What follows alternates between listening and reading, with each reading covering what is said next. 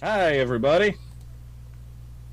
Hello and welcome back to Codex Legendarium. I know we've missed a few weeks, but we are back. It was like a every other week kind of situation there for a second. Hello, good to see you. We will get to the recap because it's been a little bit. Yeah. Just to recap what's all been happening because we're about to like tie up this like section, this arc, not that arc. Uh, Me.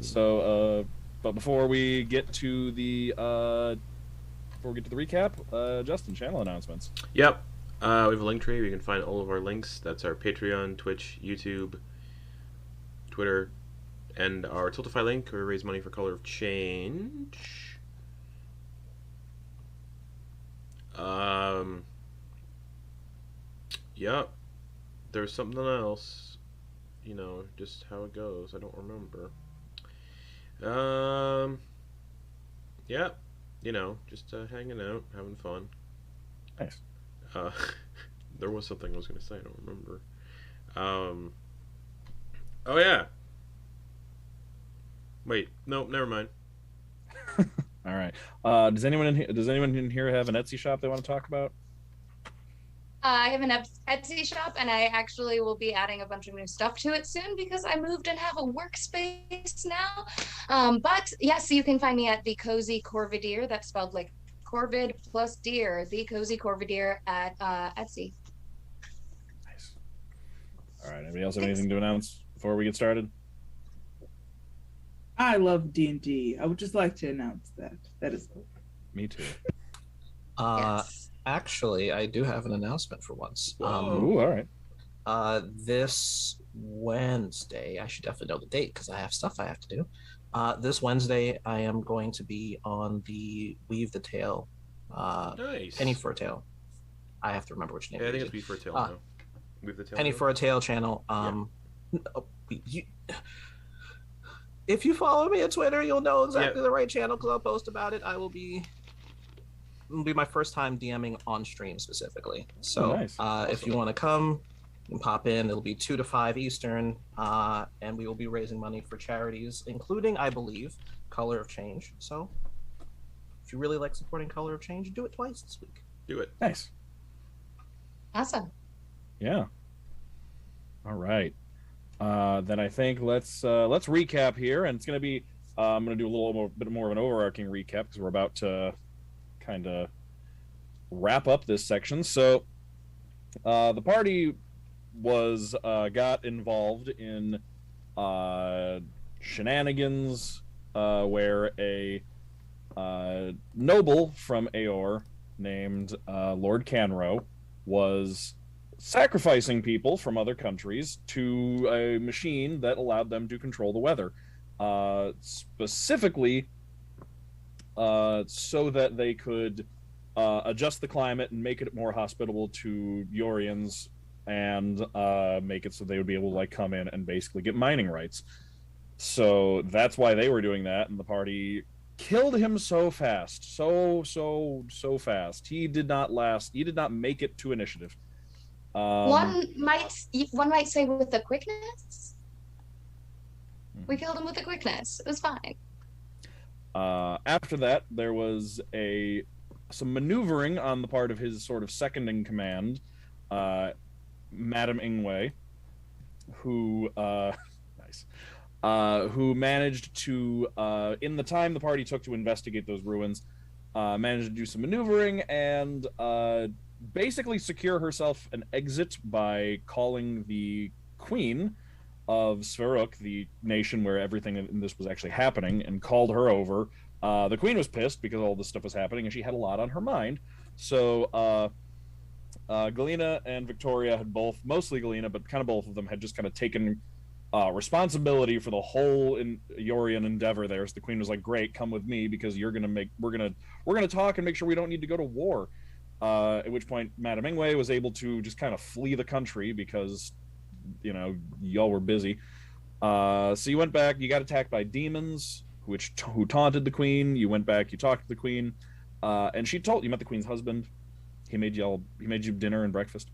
You talked to the queen and found out that one of the reasons why she was upset, or a couple of the reasons she's upset. One, she's already at war. Two, all of this means that she might have to go to war again. And three, just on top of all that in her personal life, she also recently had her son kidnapped by a horrible witch on a mountain. So she basically said, hey, you take one of these things off my mind and we will be cool. So go get my son back from a witch and we won't need to go to war. And you are all like, you know what, sounds like a good deal. Cool. So they gave you some supplies. You left. Somewhere in there was a Hot Springs episode that may or may not be canon. It is. You went up the mountain. Long story short, you went up the mountain. You made your way through it. You dealt with her horrible security system of monsters and everything. Found your way to her. Got invited in. Said you were going to make her dinner. Met a wizard in a glass case named Cainro. And he gave Yulyanya some advice. Yulyanya was able to get into one of the cases, grab the kid. Y'all left. Also, Yulyanya broke a bottle that she had found in the witch's castle, which contained an airship, which kind of just like was teetering on the bridge, and then you all managed to like get to the front of it so that it slid off the edge of the bridge and started sliding down the snowy mountain, kind of like a giant bobsled.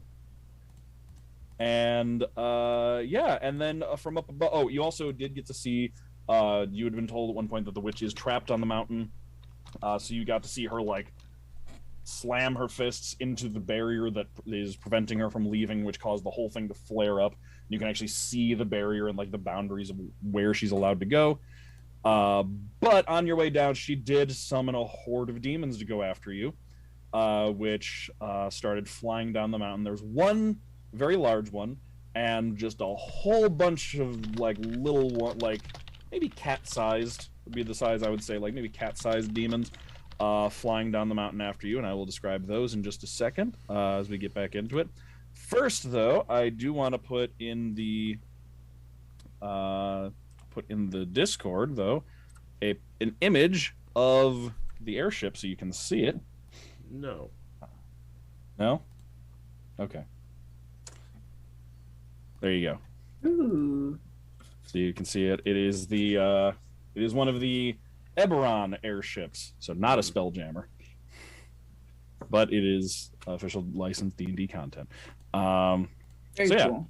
that is you can see it's got the struts with the rings on it, and there's supposed to be elemental energy running through those rings, kind of in a circle, keeping it in the air, but you don't have an elemental in them right now, so it's kind of just using whatever little energy it has left to steer.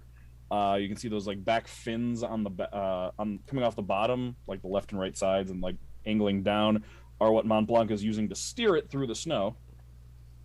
And yeah, you're all in the ship. Oh yeah, also Viktoria got cursed, making it so that she cannot tell any of her cards apart by sight. They all just look kind of cloudy and gray, which caused her to go down into the hold and try to heal herself, and instead cast Inflict Wounds on herself and nearly died, which is where Galina and Princess found Viktoria and then called for Galina, who came down and healed Viktoria and kept Viktoria from dying.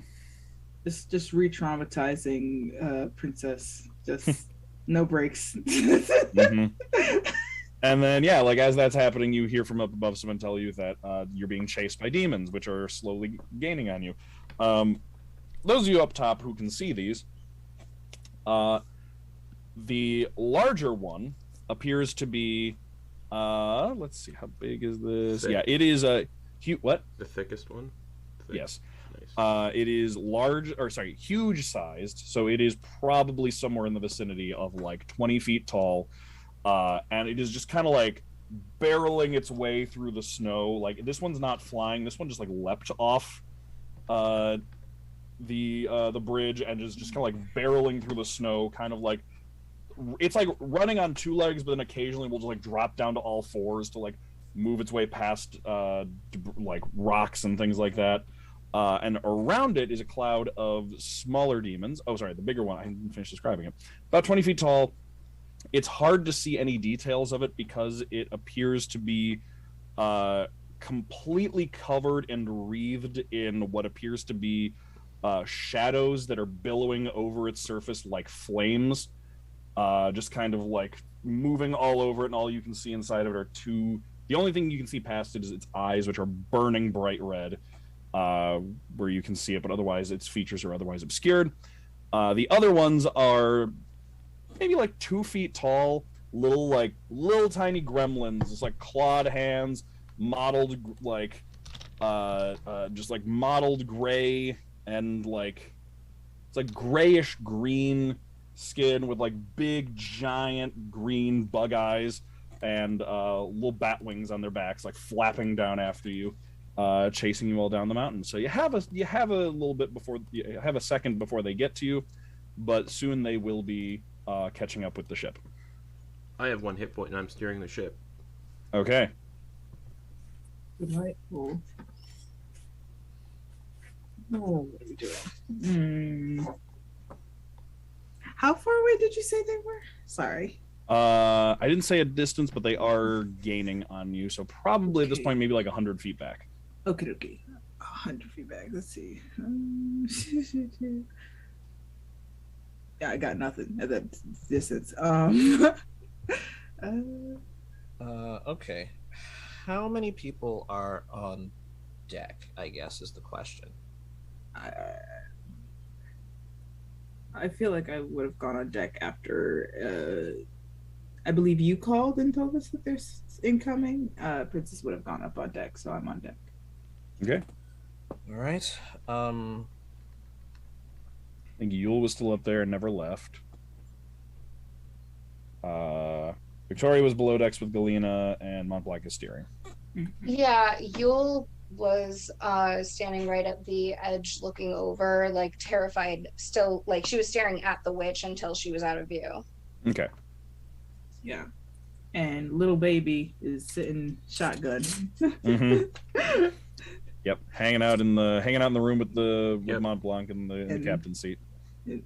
My hat covering his eyesight. Right. Get scared. Big giant hat. Okay. That doesn't look good. No, it does not. Damn it.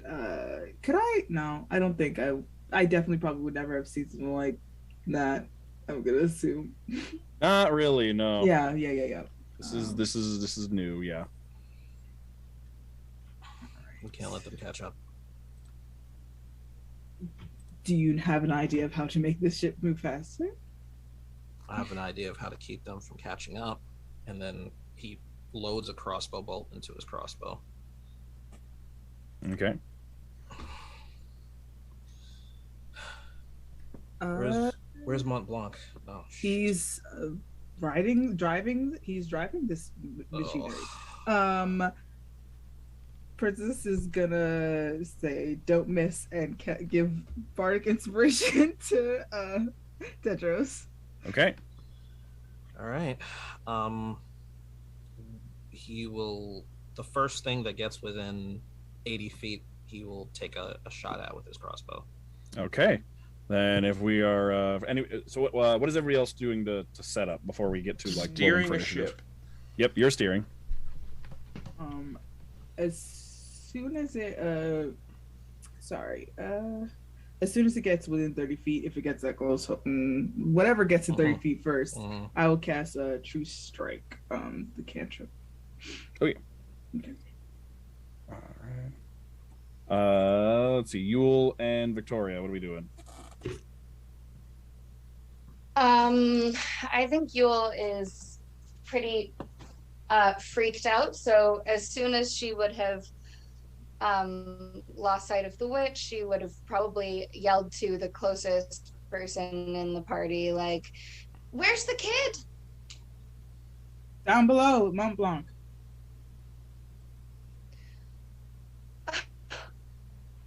Well, what are we going to do about the dragons? Dragons? It's like Roots is still looking at the distance, waiting to see if they come in range. I don't think those are dragons. I don't know what they are, but they're flying.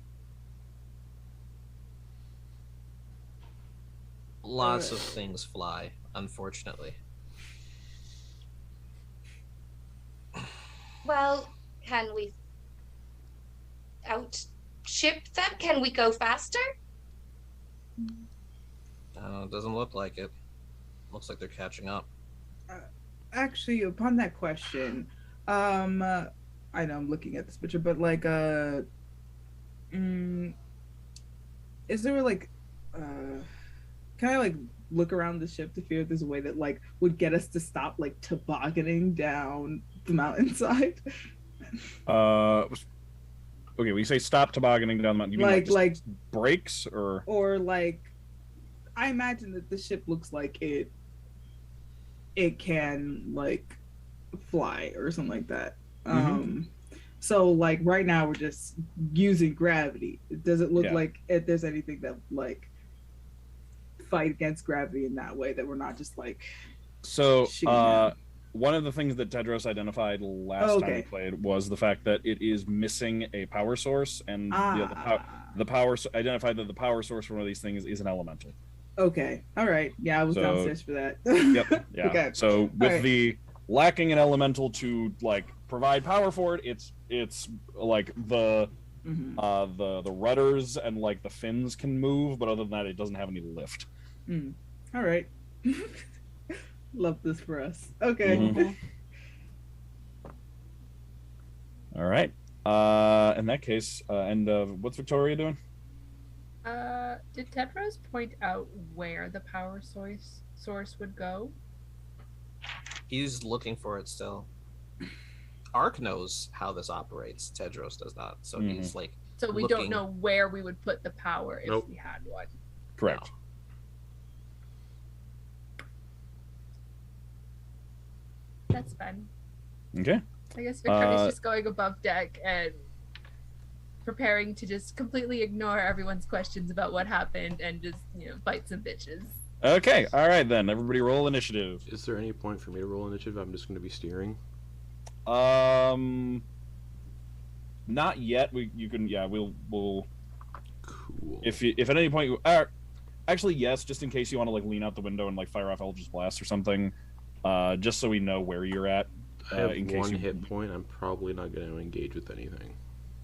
Fair. I mean, also like on the off chance that they like make it into the steering room and stuff, like that is, it'd just be good to know. 17. Okay. I also rolled a 17. Okay. You all got a 3. Okay. You can double that for Tedros. Okay. And Viktoria. Victoria has the highest with an 18. Wow. Okay. All right, then Viktoria, you're up first. Actually, I suppose we'll start with because technically we could go through a bunch of initiative cycles, but there will be probably actually like 2 rounds of them approaching. So, Tedros, you had range out to 80 feet, right? Mm-hmm. Okay, so you're gonna actually be able to fire off 2 attacks before they're even within range to do anything. So before we like jump into initiative order. Fantastic. All right. Okay, fine, sure, whatever. Rude. This is good. I know what my attack bonus is. I am prepared for this combat. That's a 14 and a 19. Okay, both of those hit. Are these aiming at the same one or different ones? He's starting with, I guess, the smaller flying ones just to reduce the numbers. Oh, yeah. The big one, the one big one is like way in the back. Like it's going the slowest, yeah. So it won't be catching up for a while. Yeah, he'll focus down one at a time.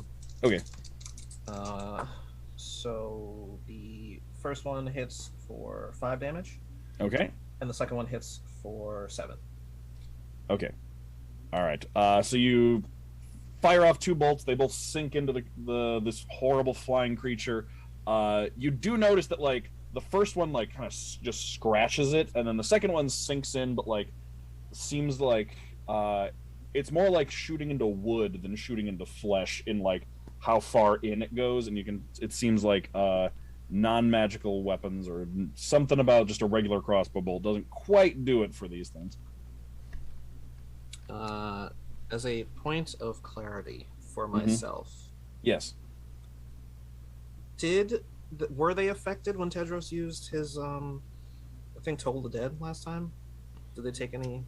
Did you use a Toll the Dead on these last time? I think I used a Toll the Dead the last time before I used the magic missile when he got dropped off the cliff. And oh yeah, Alice Ark here does not remember whether or not they are susceptible to necrotic damage. They would be susceptible to necrotic damage, yes. Okay. All right. Okay. All right, and then I think next, in terms of range increments, Princess had something at 30 feet. True strike. Okay. Yeah. The brief insight into the target's defenses. Okay. So you have advantage on your next attack roll then. Okay.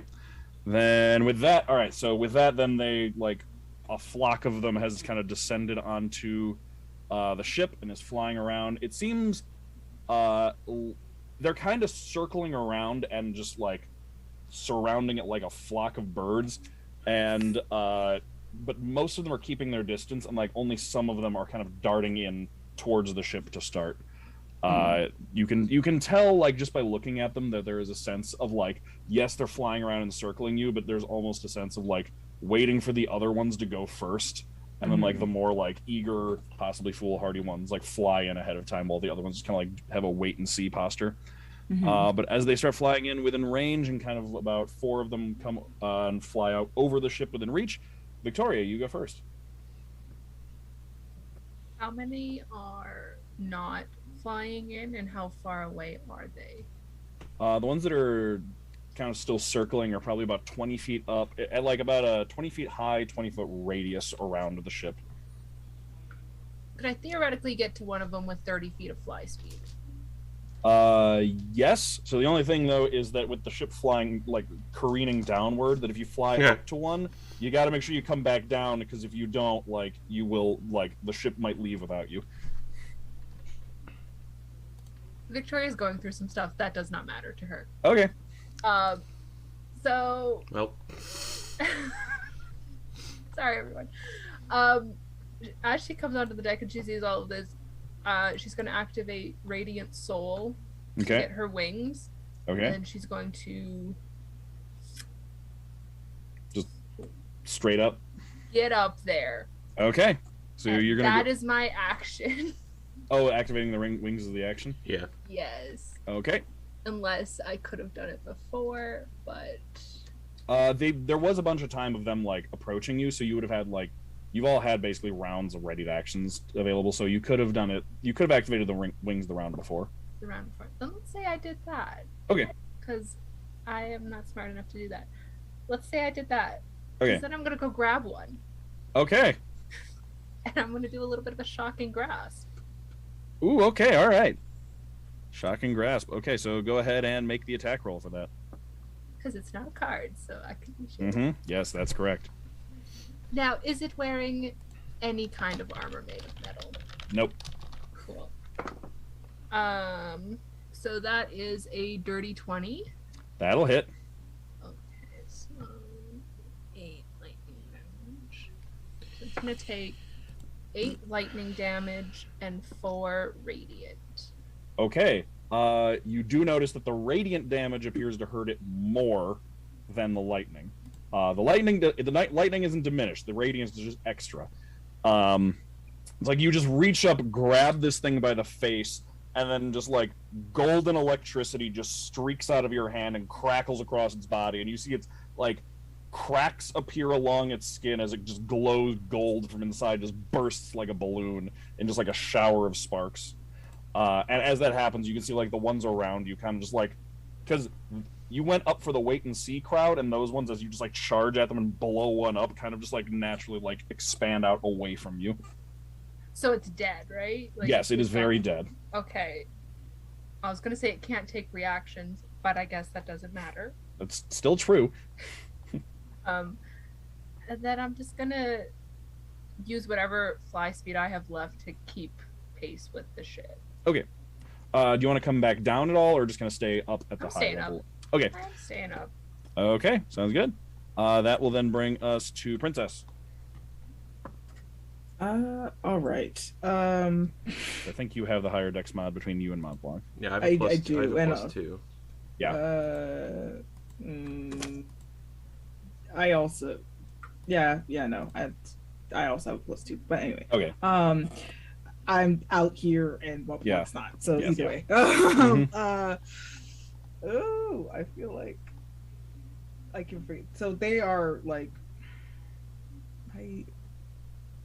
sorry. So four of them have come down like to the surface of the deck, and then there's a bunch more circling around up above. Victoria just flew up and exploded one, and basically like the section of demons around her kind of just like backed off a little bit after she charged that one and killed it. All right, so I'm just gonna take to the nearest one and use field cutter. Okay. Just like, how? Not the magical things. I already did that. Right. That is math. That is a 19th hit. That will absolutely hit. All right. And that is 9 damage. Okay. And then I am going to bonus action 2-weapon fighting. I'm just gonna boom hit the other Go end. back in. Okay. Yeah. Field cutter, by the way, slices right into it like butter. Okay, so it's Not like, resistant to field cutter. okay. Cool. All right. So we're gonna, hit it with the second hit. That is that's a 17 to hit. Yeah, that'll hit. That is 4 damage. All right, and that is that one dead. So you just slice down into it, and then just bring the back end up and just slash into it, slash it just like upward on the backswing, and just bisect it in half. And as it falls apart, the two halves just kind of like disintegrate into ashes. Okay, cool. And the other ones on the deck of the ship all like take a half step away from like your direction, and the ones up above also just like look a little bit more hesitant. Okay. I think that was any movement. Anything with movement? I would I would kind of move to like in front of where I guess the entrance to the lower deck would be. I would just kind of like stand there. Okay. Move myself in front of it. Gotcha. Okay. All right. That will then bring us to Montblanc. I don't think Steering the ship. Steering ship. Okay, sounds good. Then that'll bring us to the demons, who they are actually going to begin scuttling their way outward. It looks like they're actually starting to run away. But Tedros, you've like taken some time and gotten yourself accustomed to like the layout of the ship and everything. There's 3 of them left. Princess took out 1. So they were kind of like 2 on the left, 2 on the right. So 2 on the left start moving off one side, 1 on the right starts moving off the side, and you can tell they are going for the steering fins. So they just kind of like start crawling their way along the deck of the ship in that direction. They haven't reached that way yet, but they're like at the railing basically. And that is their turn, making it Tedros' turn. Yeah, Tedros will yell that out. They're going for the fins, and he'll head in the direction of the 2. Okay. And he will take a shot. Okay. Even though This is no time to be drinking. this is definitely every time you're drinking. Okay, cool. I'll just roll a natural 1 instead. We're good. Carry on. Just flies off up into the darkness, and you just see it just like land with a puff of snow in just the deep, deep snow, and as it just like vanishes by as you're making your way downward. Yeah. Tedros reloads his crossbow very angrily, very frustrated, and Okay. Regrets. Just regrets. That's it. End of sentence. Regrets. Okay. All right. Anything with a bonus action? No. Okay. Yule's turn. Yule's gonna hit him with the Radiant Sunbolt. All right. Which ones? There's 2 on the left and 1 on the right. 2 on the left, 1 on the right. And are there still 2 tiers of monsters to attack? Yeah. So there's like the whirlwind of the swarm of them flying around the outside, and then there's the ones actually on. There's 3 actually on the ship. Okay, I think Yule would have been, because she's been so close to just the edges of the ship, she would be noticing the ones crawling along the like sails and things. Mm-hmm. And try and shoot them off of there. Oh yeah. So that she can protect the Monty and the kid. Okay. So that is so that's the 3 that are like actually on the ship. So those are the ones where there's left and right? Yeah.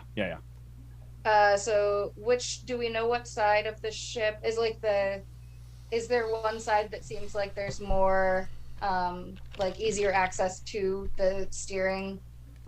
Dead center. The navigation? It's just dead center. Okay. Mm-hmm. There's 2 on one side? 2 on one side, 1 on the other, yeah. She would attack one of the one where there's 2. Okay. All right, go ahead and make the attack roll. So you come running around. You can see them like crouched on the railing, and they turn around, look at you. 17. That hits. 17. Yes. All right. All that damage. That is only 1 plus I think 2, so it's 3. Okay. That is doubled because they're vulnerable to radiant damage. So you throw off a sunbolt and it strikes, and you can see it just burn, just like goes. You hit it like in the side, and just like its whole body is just like scorched with that radiant sunbolt from right to left. But it is still standing. All right, she's gonna attack it again. Okay, go ahead. I think you have to spend a key point to do that. Yep. And then you get the 2 extra attacks. Yep. Dang, she really rolled low. That's the 2. I'm not even gonna add to it. Yep. You still get 1 more then if you spent the key point. You get 2 extra. I think so too. Yeah, I was about to go look up whether or not I got to try again. Oh, it's a 2 again. So she scrambled, and she tried to hit it more times, but it was probably just crawling around too fast, and she just missed. Mm-hmm. It's like swinging around the banister and like in between like the struts holding up the railing, and you're just throwing sunbolts into the railing. You hit it once, but then it's too quick for you. Okay, that'll bring us back up to the top of the order with Viktoria. How many are still up here with me?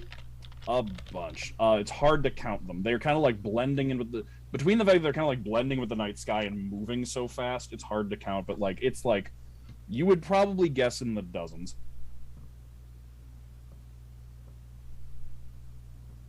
Well, it worked once. It's gonna work again. I'm gonna do the exact same thing with another one. Okay, he's gonna fly over the next one you can find and grab it. Grab it. Grab like the wrist or the ankle, just to like really sell it. Go ahead. And then get that shocking grasp. Mm-hmm. Okay.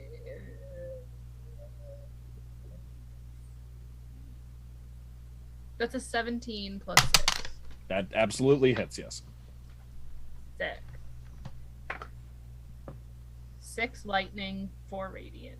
Okay, that is another one dead. As you just like you fly over, you grab it by the ankle, you just get like its toes in your hand, and then just that crackling electricity just shoots up its body from like foot all the way out to the tips of its wings before it just explodes again, and the radius of the ones flying around actually increases from 20 feet to 30 feet as they just like get more distance from the ship. Awesome, I'm doing my job right. Mm-hmm. I'm just gonna go on like the pursuit of them. Okay.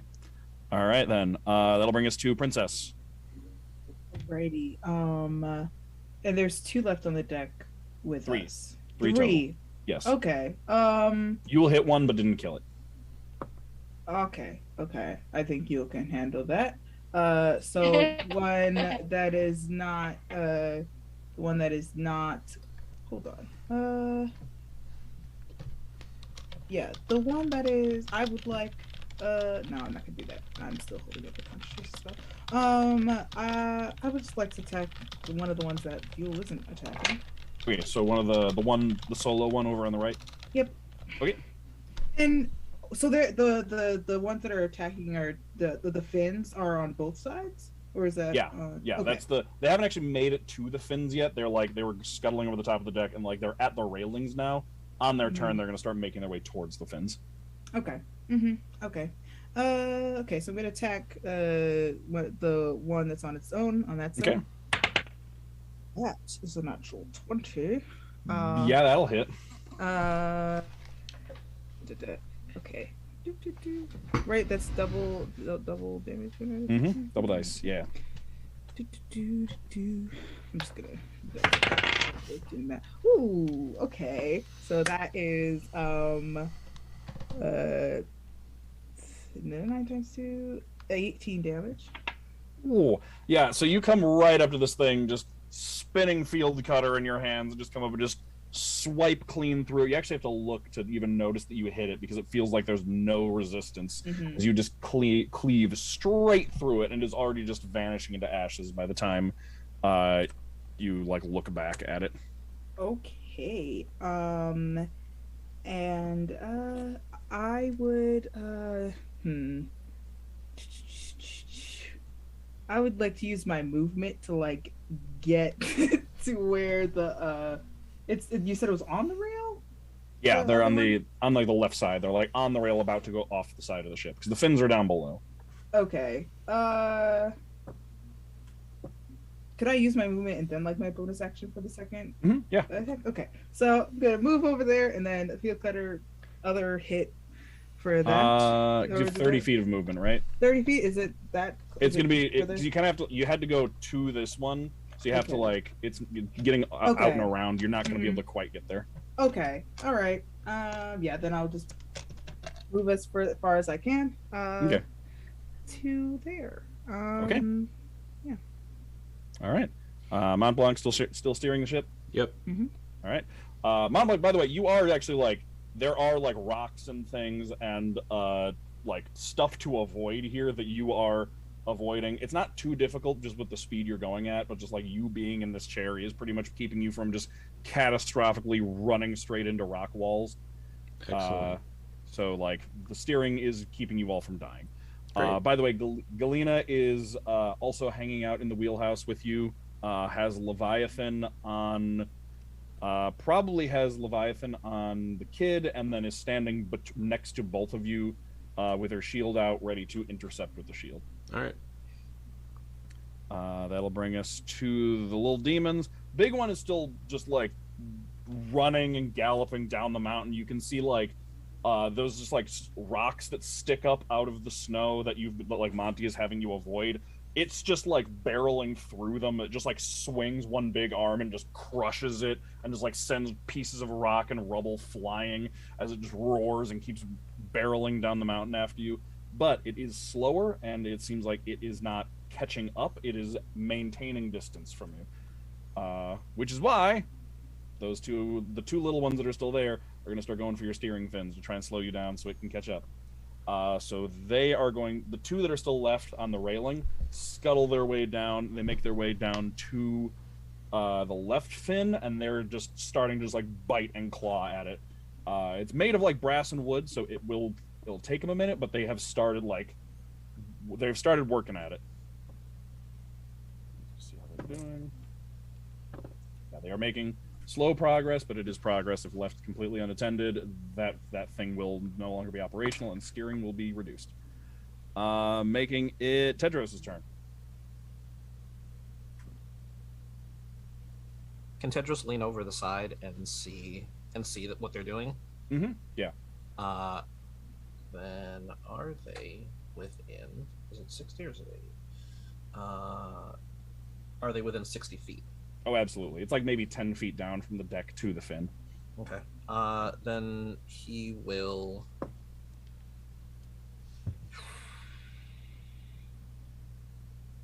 What is the most important thing to do right now? Tedros will take an action, and he will kind of pull that pinkish energy from his holy symbol and throw it in the air, and Princess Viktoria and Yulyanya will see a little pink spectral owl drop on their shoulder as he casts Bless. Okay. So All right. cute. Y'all get to add a Adorable. D4 to attack rolls and saving throws. Okay. All right. So you cast that. Good enough. Yeah. I will say though, also in leaning, if you do need to lean over the railing to look at them, if you do, basically, this is a little bit of a bumpy ride. So if anything requires both hands while you're doing that, which spellcasting doesn't, you can do that one-handed. Basically, you need a free hand to hold onto the railing, because if not, you do risk pitching over the railing. I don't need a free hand. True. And it is your turn. Okay, well, does it feel like the creatures are like scuttling out of the reach of her sunbolt? No, your sunbolt has like a 30-foot reach, so Okay. they're just like they're 10 feet down from the deck, like on the fin that sticks out from like the bottom of the ship. Okay, so she would just keep shooting. This time, probably, yeah, she would shoot at the one she shot before. Okay, so you get up to the railing and lean over. Yeah. You use your hair to hold onto the railing. Yes. That's exactly what I was thinking if I had to go down there. Yes. So that's a 11? Total? Yeah. Yeah. Does that hit? That does not. Oh wait, did you roll the D4 that for the bless? Oh no, I did not. And sorry, is this the D4? The one looks like a pyramid? Yeah. Yes. Okay. This one? Thank you. Oh God, that was even worse. That was way worse. So no, it does not. The first one does not hit. Well, wait, what was the D? What did you get on the D4? The D4 is a 4, and I just should I not have re-rolled this one? I just rolled this to add it. Yeah. So okay. So it's adding a 4. Yeah, so that brings that up to a 15. Oh, thank God. Okay, I thought I did. That does hit. Perfect. Well, then I'll roll this again. That's a 4. Okay, which gets doubled to 8, and that one is just obliterated by a sunbolt. It's like the way the guidance manifests. It's like you're leaning over. It's like it's a bumpy ship, and you're having trouble aiming. You're having trouble getting a lock on it, and then just kind of like the reassuring weight of the spectral owl on your shoulder just helps you just kind of calm and center yourself, and like all of the distractions fade away for a second. You're able to just strike it right between the eyes, and it explodes. Yeah, for that, Yulyanya would probably start feeling very similar feelings to when she's doing her acrobatics, and being anchored to the side of the ship while trying to steady along as it's rocking. So that's wonderful. Having the owl on her shoulder is super comforting, and she's probably amazed by how adorable it is. And she steadies herself and just aims for the next one. Okay. How many key points do you have left, by the way? Oh, I have 2 left. Okay. So I can use one right now. And yep. Okay.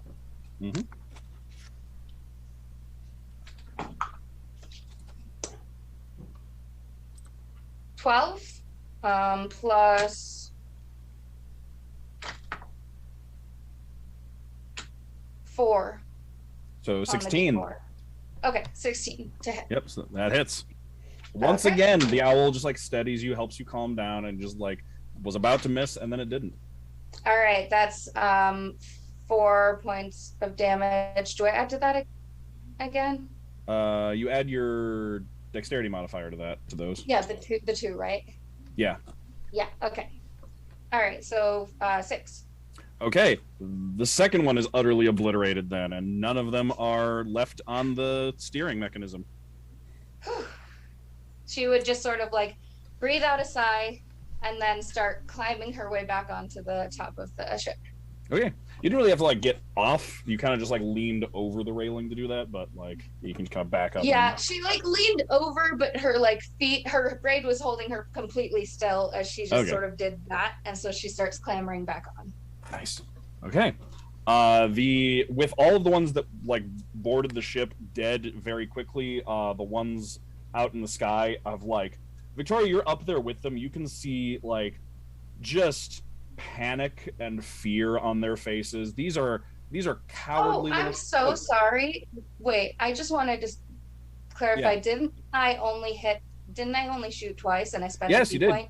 Yeah, you have a third So one. I can shoot another one after she Yeah, gets you up, can- right? You can blast one out of the sky. Go ahead and roll it. Okay, I'll try one in the sky. Okay. Ooh, she was not doing hot on that one.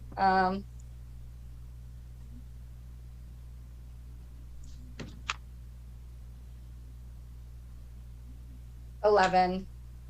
Oh, Doesn't okay, hit. that misses. Yeah, no. All right, Yeah, just figured I'd fling just one- get my key points worth. Mm-hmm. I mean, that the attacking them does have an effect. Is like they're like flapping along. Like Viktoria can see like these are cowardly little creatures that waited for their friends to go first, and then like saw them get attacked, and Viktoria charged them. So they've just like been gradually pulling back, and then that one comes really close. So it like flies right past one of them, so we can like feel the heat off the edge of the sunbolt. So they are on the verge. Like the ones up in the sky are on the verge of just like breaking and panicking. Which brings it to Viktoria's turn.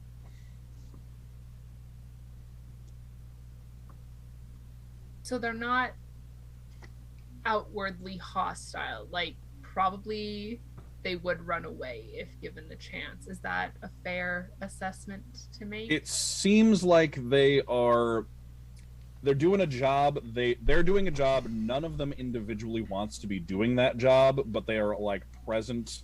So like their morale is teetering is basically what it comes down to. Like they have the chance to run, given a little bit more of a push, they probably will. If things start going better for them, like if y'all start missing a bunch and then they start getting their confidence back, they may become more hostile. But right now, they're on the verge of just like losing morale entirely.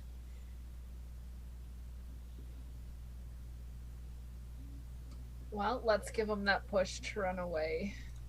Okay. And I'm gonna go in for another shocking grasp. Okay.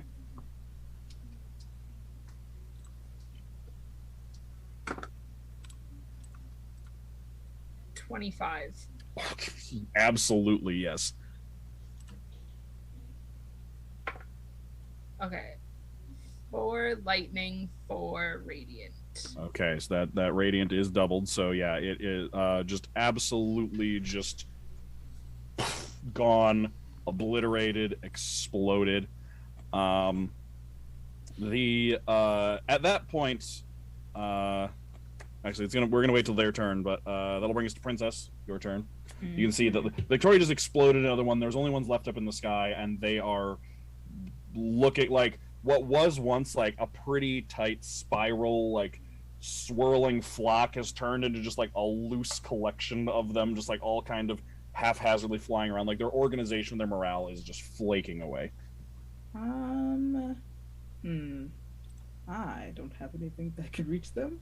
But I'm just gonna be like,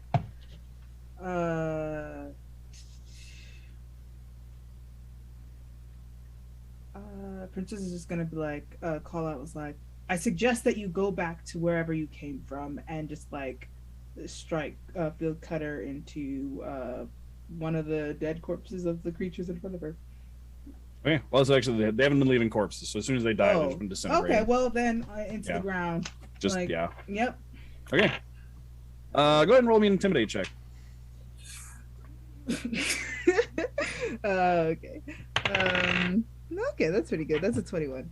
Okay, yeah. You Nice. put on a very intimidating display of like slamming your weapon into the ground. You find like a good resonant part of the ship that just like you find like a big piece of metal that lets out a big like clang as you slam your weapon down to like draw attention to yourself and stand there having killed 2 of them already. Okay. That'll bring us to Montblanc, who is steering the ship. Yep. And then that basically brings us to the cloud of demons, which have been thoroughly exploded, intimidated, and seen what happens to their friends who make it onto the ship, which is to say they die in like 2 rounds. So they just peel off and start fluttering away, just like screaming, screeching noises as like the spiral breaks apart and they just start flying off in every direction away from the ship. Viktoria, you're just like up there with them as they all just like flee and leave, and you can hear a thunderous voice, like the sound of rocks grinding together, come from the one chasing after you. Does anyone speak Infernal? Probably Galina, Okay. right? No, Galina speaks Draconic, not Infernal. Common Draconic and Primordial, yeah. Okay, so it shouts out something at them that like shakes the stones and like sends just like a mini avalanche rolling down after you from the volume, but like clearly angry and upset with its underlings fleeing and leaving. Would I be able to cast comprehend languages like in the midst of it, or was it just really short? It was just like one word. Okay, it was just like one angry utterance. If it was Infernal, would Monty know they're devils and not demons? Possibly. I don't know. It depends on if you can recognize the language. Okay. Also, I'm messing with the distinction between devils and demons and everything too, because of the it's more of a regional definition of fiends rather than like a globalized one. Cool. So everything from like fiends, fae, like all of the extraplanar things are kind of muddled together depending on local mythologies. That basically does end combat because all the ones that are within reach of you have fled. The large one keeps chasing after you, but without its underlings to remove your ability to steer or slow you down, it is unable to catch up to you. It is keeping up with you, but it is unable to catch up with you. So you just continue making your way down the mountain. At this point, you are reaching the bottom, and you can tell that when you do reach the bottom, you're not going to have gravity propelling you anymore, and you will eventually skid to a stop. Looking ahead, though, I will tell you just what you can see is where you're coming down. You actually, like, you can see it up, like, a ways up ahead, down the slope. You've kind of, like, come to the final breakaway slope down the mountain. And you can see where you're going to end up, which is, you actually recognize the slope. You've seen it from the other direction. It was the slope that was just above the that like stone pavilion structure that you rested in.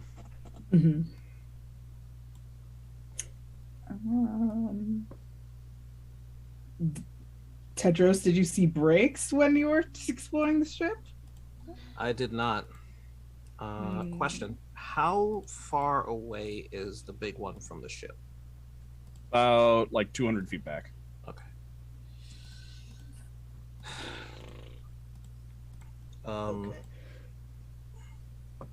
We have a problem. When we get to the bottom, I don't think we're going to keep moving. I don't think we are either. We might have to hop out and see if we can make it into that pavilion. And when we get to the pavilion? Well, it's better to be able to keep him safe in there than trying to do it on the ship that it's gonna probably snap into twigs. All right. Princess is gonna go down to where Montblanc is. Okay. The wheelhouse is actually level with the. It's actually like elevated a little bit. Okay. Okay. Cool. Yeah. Cool. I'm in there. If you're looking at the if you look at the picture, it's like kind of the. I don't know if you can see it. It's like that windowed section in the back. Mm-hmm. Got it. Mm-hmm. Right. So Montblanc is in there steering the ship. Yep, Kid that's what I'm focused on. Yep. Anugi is there with the hat pulled over his eyes, basically, and Galina is there with shield up and Leviathan just circling around Anugi. Are there brakes involved in these controls so No that idea. you can see? No idea. Okay. While you're still steering, Princess has no knowledge. Just gonna look for something that looks like brakes while Montblanc is steering. All right. Looking at it, you can see pretty much looks like the only controls you can see are the two things that Montblanc has his hands on, which are basically like cantaloupe-sized metal ball bearings set into like a socket joint. that he's rolling, kind of like, you know, those like old rollerball Those shitty like mice. computer mice. Yeah, the ones where like instead of it being on the bottom, you like rolled the ball around on top. It's like those, but like this big for one for each hand. Lovely. All right, nothing's still following us.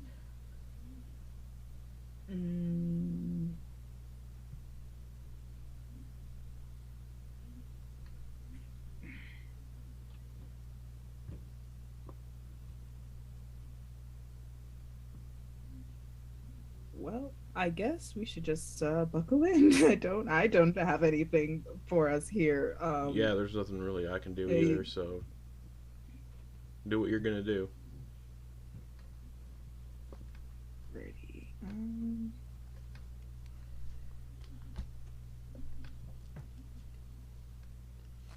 Yeah, I feel like Princess would just like, I don't know, just stay in the I forget what it's called, the steering room. Just make sure, like, to help brace Anugi whenever we crash into the thing, and just prepare to like book it to the pavilion once we sort of like stop. Well, so it doesn't look like you're gonna be like crash necessarily. Like it is like the slope meets the ground in like Okay. a gentle progression. It's more just like Okay. you're gonna eventually hit level ground. It's kind of like the bottom of a Okay. sledding hill. You're just gonna hit level ground and just eventually stop. Okay. Tedros will stay up top on the deck, and he'll stand there.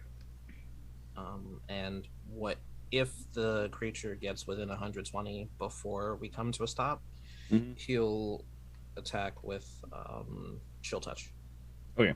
It does not make catch up at all. It is pretty much moving the exact same speed as you. It was relying entirely on the smaller ones to be able to get it to catch up before you hit the bottom. Does Viktoria land back on the ship before her wings run out, by the way?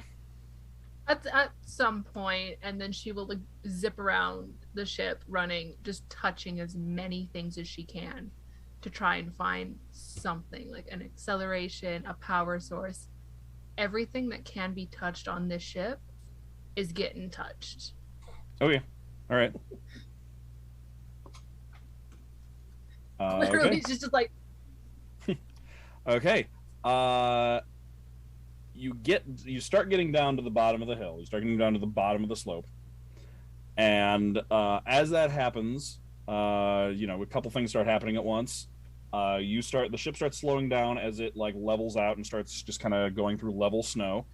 But also, every single one of you also notices a layer of ice begin just forming over your bodies and protecting you, with the familiar feeling of the South Wind's Armor of Agathis returning back to you as soon as you leave out of the witch's influence of the mountain.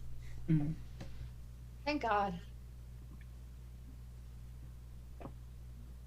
But then the ship starts gradually.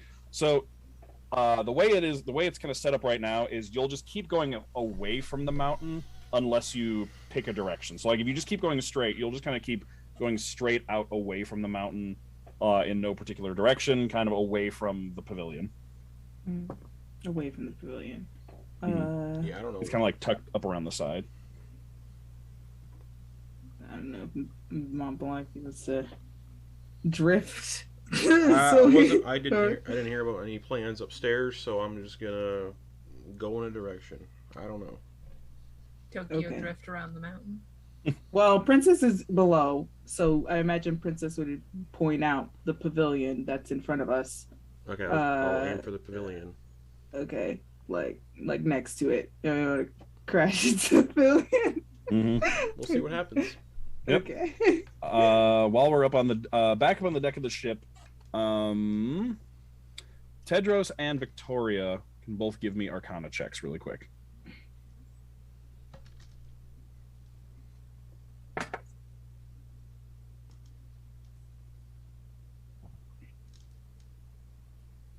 What was it you're muted? professional. 18. Okay. I rolled a 19 for an 18 as well. Okay.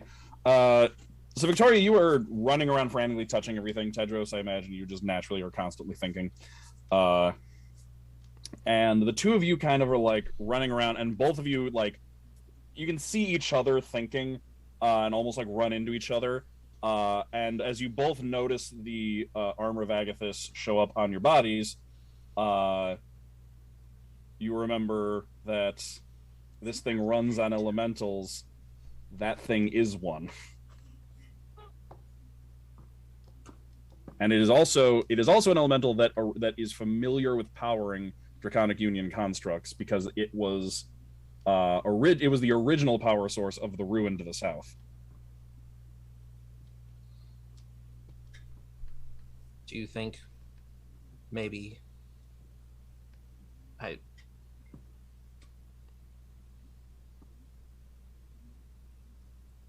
Yeah. Victoria's the one that's communicated with it in the past. Yeah. How did I do that? That's me asking, not Victoria.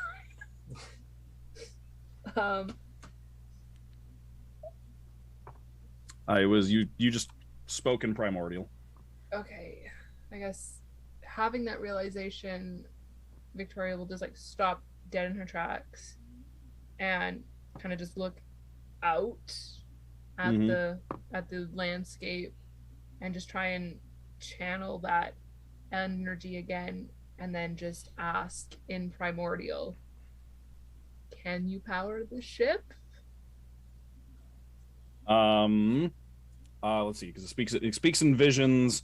You can see it, like, gives you a vision of the image of the ritual chamber that you saw before, and specifically like the sacrifice chamber, but you see just like a swirling cloud of blue energy just kind of like corkscrewing around in there, and you can see like everything else around it lighting up, and everything performing normally, no sacrifices involved, and like kind of like expressing its familiarity with that sort of thing, and kind of just like, is that what you kind of just like implies the message, like, is that what you'd like me to do here?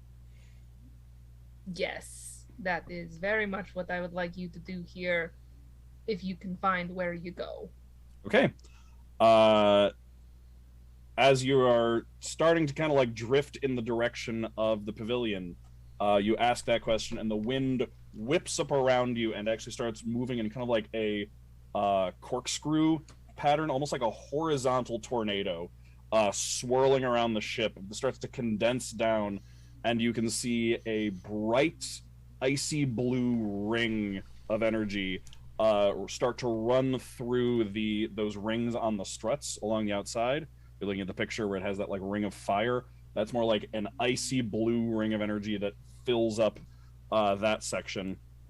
And Montblanc, as you are steering, the two ball bearing things that you have your hands on both start to kind of glow up from underneath the bearing, kind of like forming a blue ring underneath, and they move much more smoothly. It's kind of like the best way I could describe it is like if you've ever driven a car where the power steering goes out. It's like that in reverse. It's like the power steering just came back on, and like suddenly the controls are a lot more responsive, and you can, like, your view out the front, as you can see this ring flare into life, you can see the ship just starts to, if you move your hands back, the ship just starts to lift up. Cool. And also starts opposite from in opposite from what was happening before. It was starting to slow down as you hit level ground. It is now starting to speed up. Okay. I did it. Feeling that happen, Yul would probably have just kind of like toppled over a little bit. It's pretty light. Is it still going down, or is it just going faster, or is it like? It is. You're on level ground now, so it's just like skating along level ground. But like basically, the front has lifted up a bit, and you're kind of just like the fins are just kind of like skating along the snow at this point. Like the hull is no longer touching the snow. So yeah, Yul would have probably just like toppled over a bit and been surprised, and then looked at like the way? Are we starting to make considerable distance away from the one behind us? It starts picking up speed, and it gets to the speed that it was going when you were going down the mountain, and then like continues accelerating, and it starts leaving it behind you. Yeah, so Yul, upon seeing that, would probably just like jump and go into the ship. She hasn't been in there yet, and she would make her way to everybody and be like, "Guys, we're going faster now." Yes, I believe that is the goal. I imagine Tedros and Viktoria are still upstairs. Yeah? Yeah. Yes, Tedros is going to head they- to the control room and check in with Montblanc. Yeah, just staring, Victoria's staying on deck. trying to figure it out. She's not. All right. Also, the other thing, as you come out of the shadow of the mountain, you can see like off in the distance that like dawn is breaking. You're kind of still in the shadow of the mountain at this point, though. So, Montblanc, you are at the controls. You are steering the ship. They have just kind of flared into much more responsive life. What would you like to do? Where am I taking this thing? Where are we going? To back to the capital, I imagine we have to get Anugi back Yeah, home. that's what I was gonna suggest. All right. Preferably before nightfall. To the capital. I think it's imagining. Yeah. Can we get Okay. higher than this? No idea. Let's find out. I'm gonna like try to like move the balls forward or backwards, whatever one. Okay, do you just like experiment with them a little bit? Yeah, I've never filmed this thing before. Yeah, okay. So you move. You notice like if you move them forward a little bit, the front dips down. If you pull them back, the front pulls up. Yeah. And if you pull them up, the thing you can see the ground just starts to fall away beneath you, and it does start to move upwards into the air. All right. Okay. To the capital, and then I'm just gonna sit there with my one hit point and try not to pass out. Yep. Okay. And yeah, you can kind of wheel it around. Is anyone looking? So yeah, you take off into the air. The demon is left ground. It is stuck on the ground, like chasing after you, and just kind of stops. If anyone is looking back in that direction, I don't know if anyone. I think Viktoria is the only one still left up on deck. Would you be looking back in the direction of the thing chasing you? Yeah, probably. Okay. Just to give it one last finger. It's like, yeah, Okay. fuck you. As it was chasing after you, it kind of like comes up and stops and just like watches you go. And as it does, like the changing angle of the sun rising, because in this climate this far south, the sun rising and falling is less of an up and down motion, like up and over, and more of like a moving across the horizon. So the sun kind of changes angle as it continues to rise, and the sunlight kind of just like catches it as it's standing at the edge of the shadow, and you can see those like roiling shadowy flames over it just like melt back for a second as soon as daylight touches it. And you can just see, you know what a blobfish is? You know I the one- do. I don't know Yeah, what Victoria right. does. But like just so for you, so you get the image. You know how like that kind of like, because they look kind of normal when you leave them underwater, but just like that like just kind of exploded, just like pale fleshy look that they have when you bring them up and depressurize them too fast.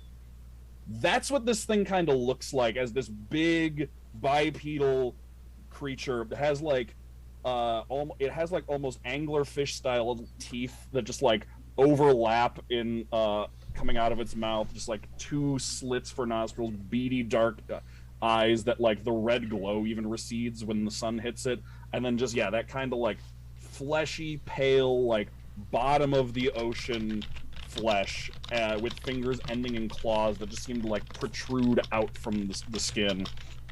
And you see that just for a second before it retreats back into the shadow of the mountain, and the shadowy covering protecting it kind of comes back over it, and it retreats away, and it almost just seems to fade from view as you're watching it. It just kind of like vanishes.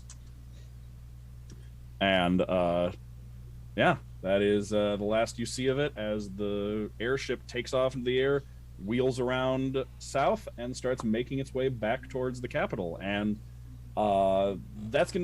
you are going significantly faster than you were going before. So you're going to be getting there about probably like late afternoon, evening. Part of it is also just like making sure you're going at a pace where you can like identify the landmarks, because flying from the like traveling in the air and traveling on the ground are two very different things. But over that time, you can all take a short rest if you need, just to alleviate those hit point woes. Yeah. Tedros will probably spend a lot of time just watching Montblanc and seeing what he's doing until he feels confident that he could take over for him for at least an hour, so that Montblanc can like actually take a rest. Nah, it's fine. You take a rest. It's good. Montblanc, you are dead on your feet. Yeah, well, You all can. I gotta do something, so it's fine. You all rest. I'll keep an eye on this. I got the experience. It's all good. Montblanc, tonight is tonight, and I would like you to be fully rested, because that is what you can do. Fine, and I'll just get up and leave. Okay. Tedros will take over for at least an hour so that Montblanc can get some rest, and Okay. if after the hour he comes back to take over, he'll relinquish control. Okay. Yeah. So you're all also just generally very tired. It has been overnight. Like the last time you slept was you woke up the morning the day before.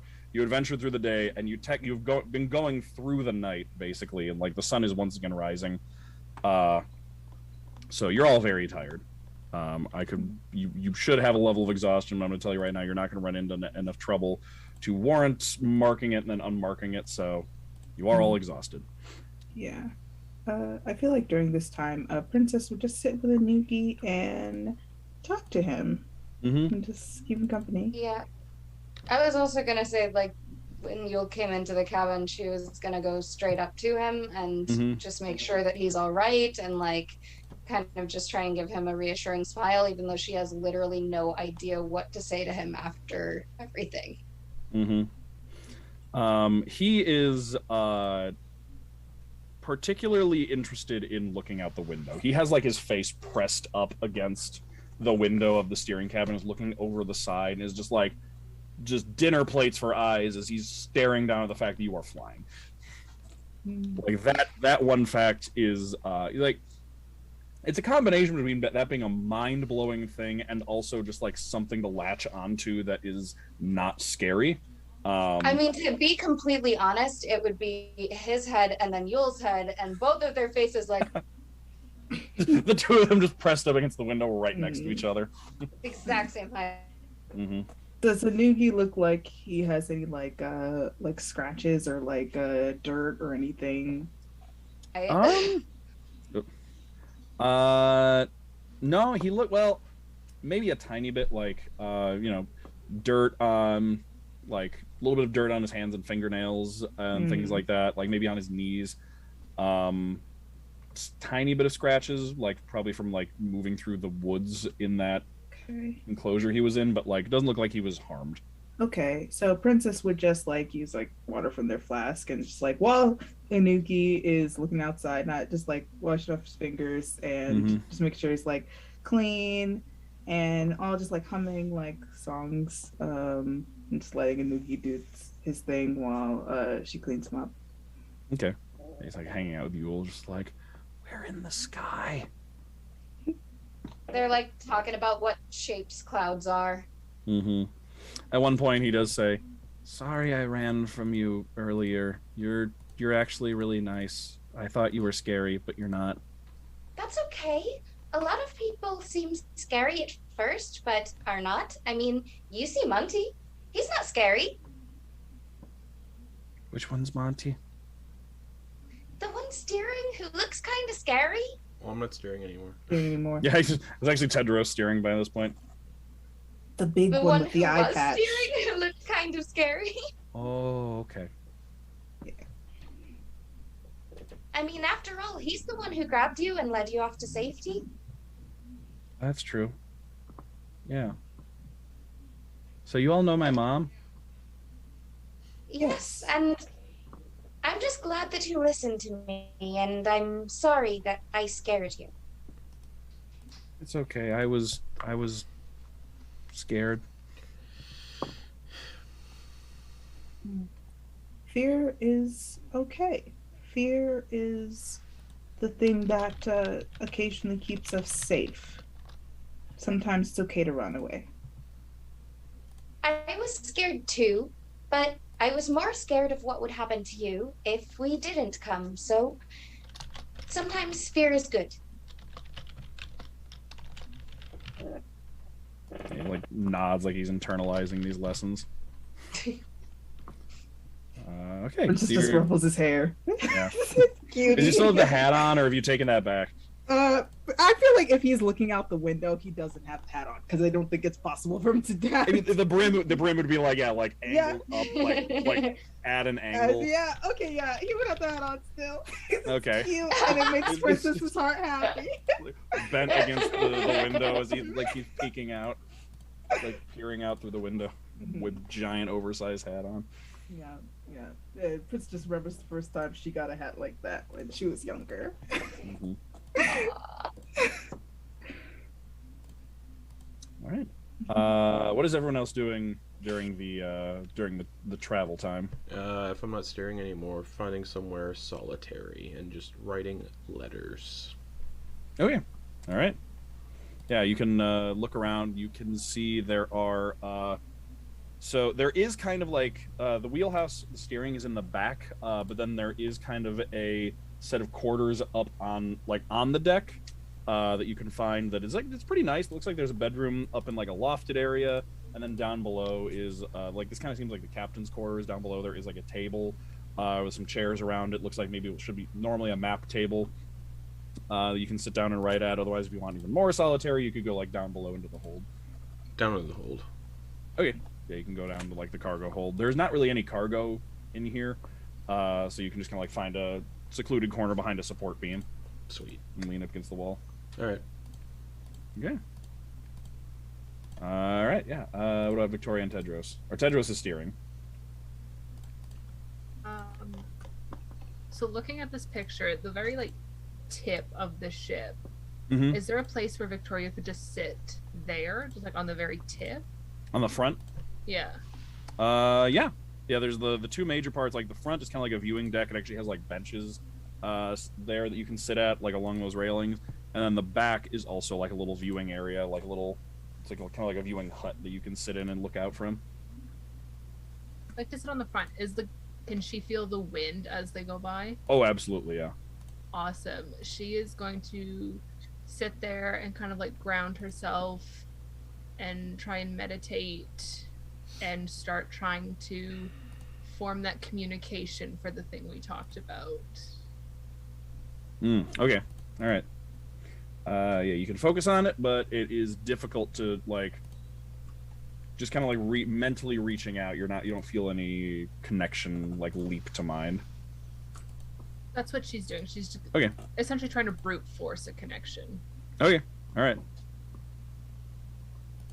Okay. Galina is looking around and exploring the place. Okay. Tedros, yeah, as you're piloting, yeah, you can feel just like the hum of power running through the two controls, and you can kind of like experiment a little bit with it as you're flying instead of just holding it, because like you pretty much just need to hold it steady at this point. But you can find that it seems actually that so it's forward is down, back is back. You actually notice that you can kind of experiment the left and the right with these things. The reason there's two of them, each one controls a different fin. So you can actually get some more complex movement with that. Like if you turn them both to the left or both to the right, or versus like opposite directions, you can get them to like turn in at the bottom or like flare out. And then, which flaring them out actually seems to work pretty well as brakes, to slow to a stop. And then increasing speed is done by actually adding pressure, by like kind of pushing down on them. So you can kind of like experiment with that and get to know how it works, and just like flying this thing, and just kind of, you know, process the fact that you are currently flying through the air, steering a Draconic Union construct. While Tedros is flying, Yulyanya is just kind of like peeking right over his shoulder, looking at like, what do all these pretty things do? And just trying to like absorb as much as she can about this ship. And then at one point she would probably want to like sleep, so she'd wander off to like find a place. Okay. Can you describe like the inside of like how many rooms are there?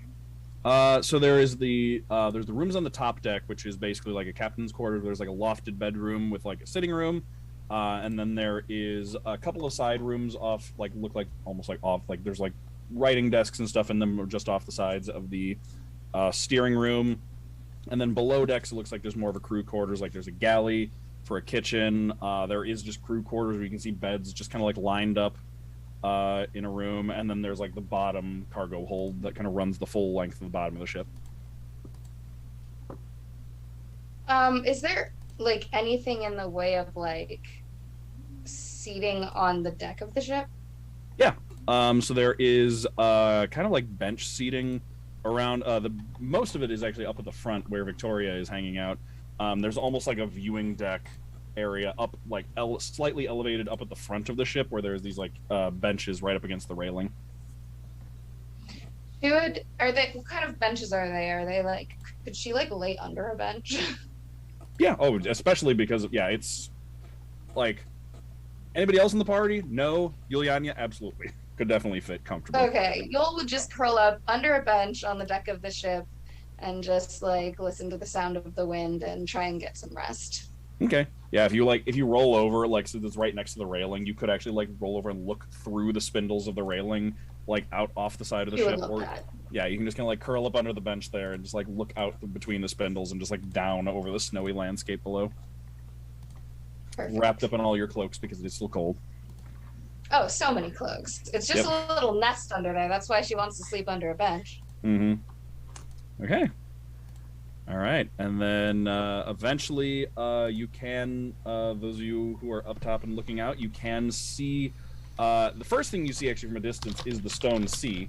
You can see it just like the landscape kind of changes from white and snowy to slate gray, and you can kind of just like see the border of it where the snow and the stones meet, and then you can identify the you can see the kind of like nestled spot where like the border kind of like dips in a little bit, like where the snow kind of dips into the border of the stone sea, which is where the capital of Ilanok is, and you can see like the stone walls surrounding it.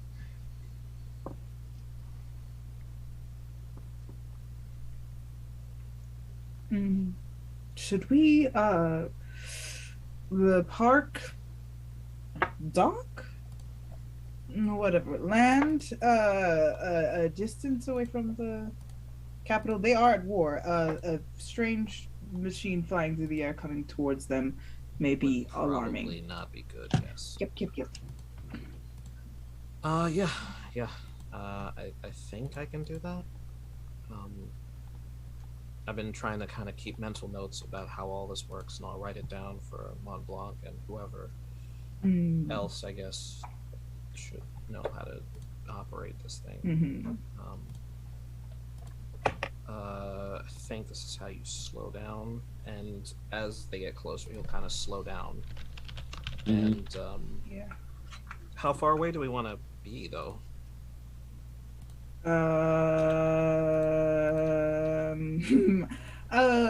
I feel like Princess would suggest far enough that people won't like start shooting arrows at us, and they can't come up, just randomly start attacking us.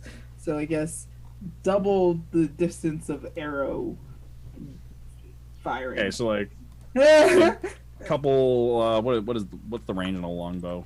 I think it's like a 160 or something like that. Well, the max range is 600, so... Okay, so like 1,200 feet out from the... Yeah, so like a quarter mile out from the settlement. I think Tedros will probably just stick with like a solid like half a mile. Okay, half a mile out. Okay. Yeah. Okay. I don't know numbers. It's That is fair. Okay, so yeah, you can bring it down, and it is surprisingly easy to land. Just like you bring it down, and just like let up on the pressure from it, and just like a very delicate touch, so that it slows down. You can kind of lower it down and bring it in, turn them inwards so that the fins are pointing in the right direction. You can feel that like the air spirit that is kind of steering, like powering this thing, can also like help with that as well. And you can kind of bring it down. It's a little bumpy, but luckily you're on snow, so like everything kind of rumbles a bit as you pull it in and land it, and then it kind of just sets up on the fins and the bottom strut. Just kind of like sets up like on those like a tripod, and sets on the ground. And then there's actually a rope ladder that kind of rolls off on one side to get down to the bottom, because since it doesn't lie flat on the ground, it's difficult to climb up into. All right. I just give me like 5 minutes to write all this stuff down, but I'm ready to go when you all are. Princess sort of kneels down in front of Anugi and is like, "All right, little one, are you ready to go home?" Okay. Does he like wearing something that looks like weather appropriate? Oh, definitely, yeah. Okay, cool. Yeah. I don't know. He's wearing like his furs and everything. Okay, yeah. Excellent. All right. From here. Yeah. Okay. Well, whenever everyone is ready to go, Princess will just like put Anugi on her back. Okay. And shimmy down and allow him to walk next to her when they start walking. If people are done doing what they need to do. Yeah. Tedros will have a scroll in his hand, and he'll hand it to Montblanc and say, "This is what I figured out about the steering." Oh, I'm in the process of writing a letter. Oh, yeah. Yeah, sorry. We're getting ready to head out. Just, this is what I know about the steering. I figure you'll probably be doing the flying, because this is a lot more like a boat. Maybe we could both split the duties. Yeah, well, this is what I know about it, so here. All And right. thank you for not crashing us. That was... Yeah, It's a lot. no problem. You okay? Nope, but it's fine. All right. Well, here you go. And you'll hand him the scroll, and then he'll head down, and make sure his stuff is secured, and he'll climb down the ladder. Okay. All right. Does Montblanc stay and finish up the letter first, or does he get off the ship? Finish the letter first, and then follows. Okay. So you can all hop off the ship and make your way down into the snow. The ship just kind of stands there. The ring, that blue ring that formed around it, eventually just kind of like fades as the spirit is no longer animating the ship. Just kind of like leaves it and just kind of sits there. I would like to say a quick thank you to the spirit and Primordial. Just like Okay. thanks for that.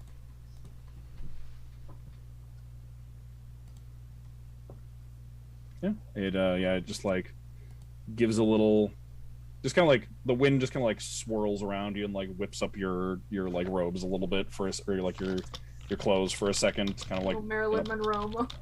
Not quite that much, just kind of like it's like a little dust devil around you, just like a little swirl of wind, just kind of like pulls at your sleeves and stuff before it zips away.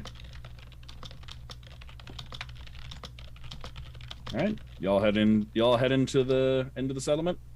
Yep. Okay. All right, you start walking along. It's like a slight like groundswell towards the settlement. Like it's actually no, it's actually the settlement is in a depression. It's in like a bowl. So you start making your way down towards it. You can see it laid out below you. When you get within like a couple hundred feet, you can see from the gates. You can see the queen and her husband both just like emerge from the gates and like both like hand in hand just start running in your direction. The queen, like you can see like as they're running towards you, like the queen starts pulling ahead and like eventually is like almost dragging her husband behind, and he takes her hand and like pushes her forward and lets her go, and she just like sprints out ahead of him, like very long legs just just peels off in front of him, just full tilt sprint, gets up to Anugi and just like lifts him up into a bear hug and swings him around, and he just starts like laughing as she just like picks him up and just kind of like just cradles his entire body like up against her and just like holds him for a second. And then like a minute later, her husband Suli like makes his way up, and then she like lowers him down so that like kind of like leans down a little bit with him so that the three of them can all just like do one big family group hug. And you can hear them like quietly saying some things to each other that you can't quite hear. They're just kind of like whispered. They're all just kind of huddled in together for a second, and then after a moment, you can see Suli just like takes the edge of his robe sleeve and just like you can see him just like kind of dabbing at the queen's face and his, and then just like kind of pulls back, and he's got Anugi just like pulled up against him, and the queen stands up straight, takes a deep breath, and then turns back towards all of you, and just you can see just this her mouth opens as she starts searching for words, and then just eventually just kind of settles on, "Thank you." Princess nods and goes to pick up her hat, which she assumed fell off during this absolutely, spin. yeah. Is the stuff. Princess is visibly crying, but not saying anything.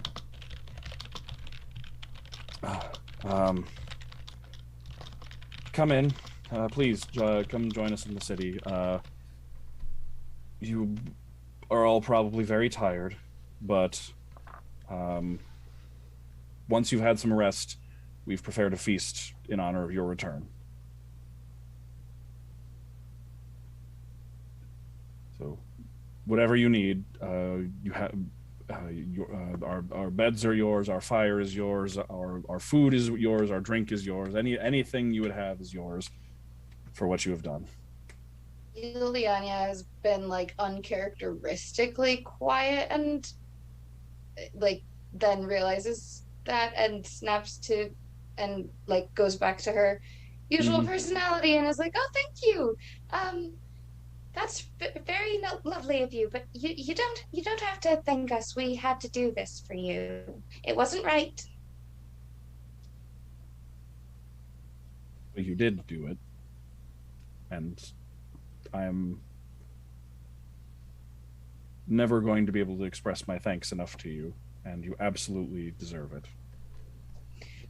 Well, there's another man there.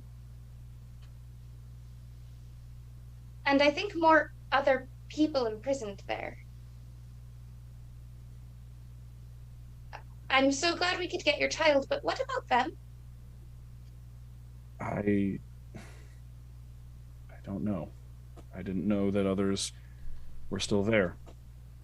She has a collection of people and creatures.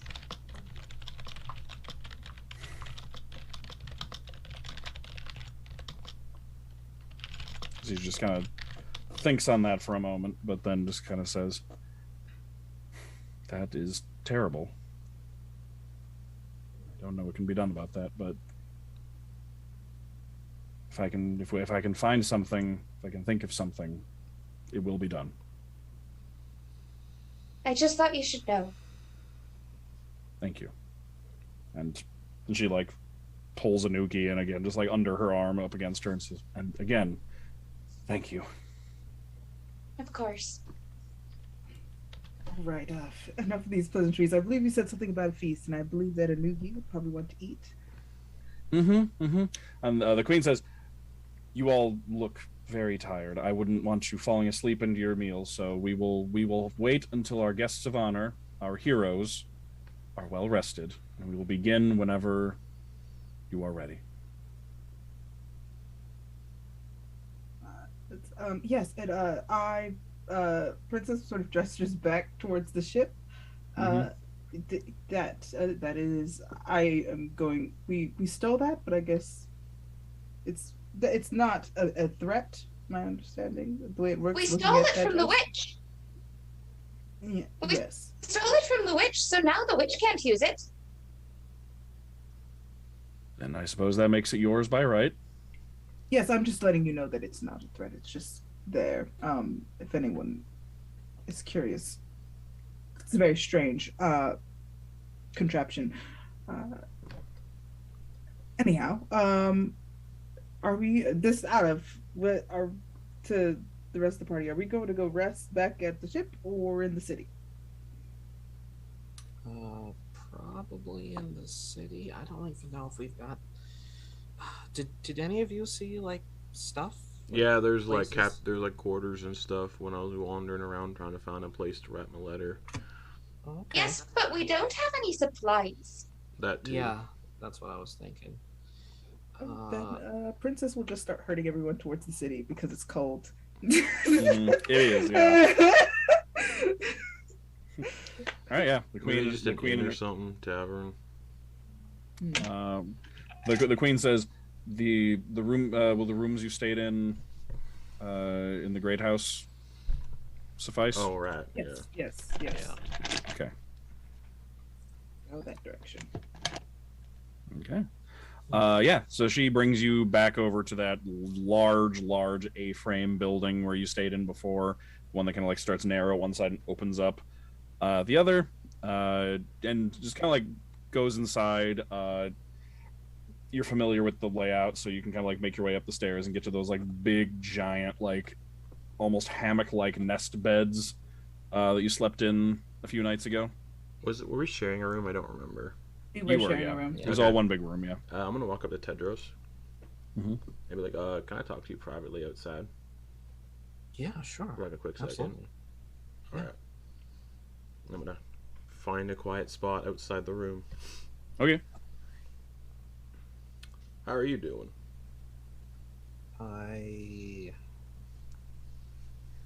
I'm not having a great. I mean, we did great, but Yeah. I'm not great. Yeah. That makes sense. No, it makes sense. Same. You asked if I was okay, if everything was all right with me. Yeah. No.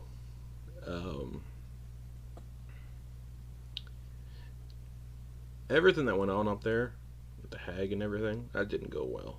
It went real bad. No. And I almost died. And it made me realize some things. So I still have a family somewhere. Living family. I don't know what happened to my dad. He disappeared. But my mom's still around. She's an elf. Doesn't really matter, but she lives alone now. Ever since my dad vanished and ever since I got framed for the mutiny that happened. But the people in power now, my friend, my crewmates, the Navy, when that all happened, they slandered my name and my family name and took away our financial support, so to speak.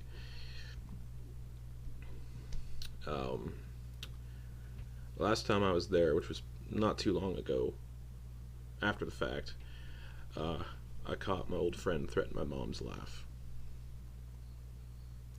Apparently someone had saw me in the city and threatened her with execution if they found out she was harboring me somewhere. And just everything that's happened at this fortress thing made me realize that traveling with y'all has been a little more dangerous than I've anticipated. A lot of people noticing us, feasting our name, notoriety, Right. lots of the M word magic. Yeah.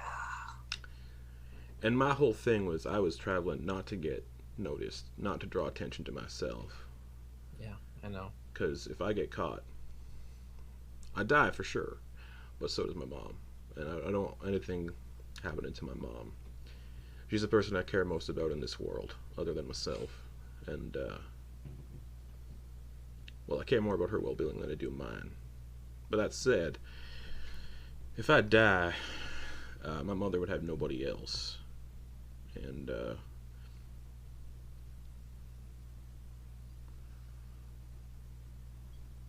part of me has been staying away out of fear.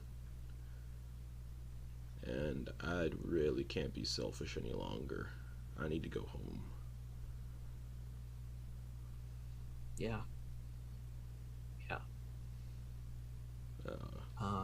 I don't know what's going on with the twins and Aor and any of that stuff, and we're gonna have to deal with that eventually.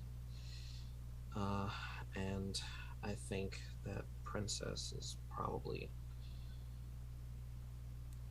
searching for answers, and we still need to find what happened to Yulyanya's troop, but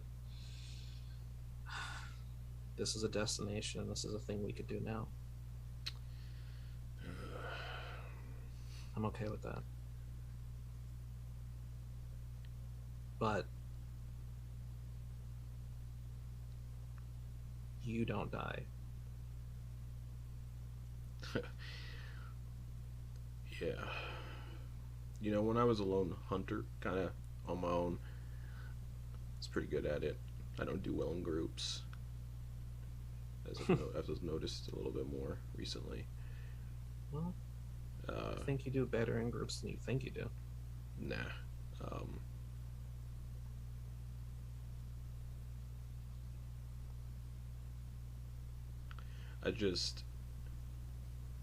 I want to keep a low profile, and I've told people I want to keep a low profile, but no one seems to care much about that.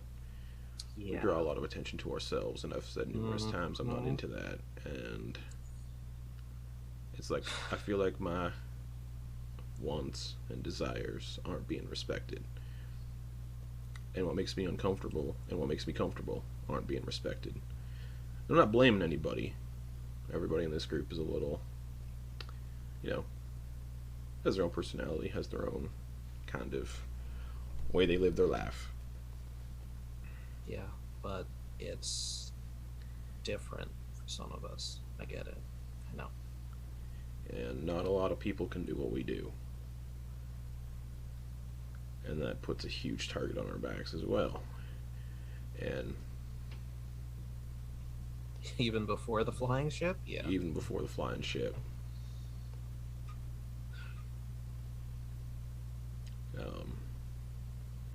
So yeah, I was gonna leave tonight when y'all were sleeping. I wrote a letter for Yule. I was gonna give Yule the letter when I left. But I want to talk to you first because, no offense to anybody else, but I feel like you're the only one who's maybe aside from Princess that has a level head. And can kind of maybe know where I'm coming from. I get it, but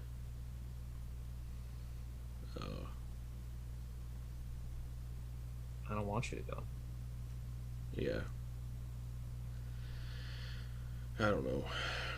All this noble stuff and all this, what's happening right now is just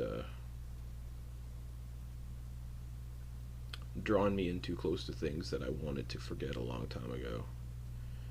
I wanted to stay away from.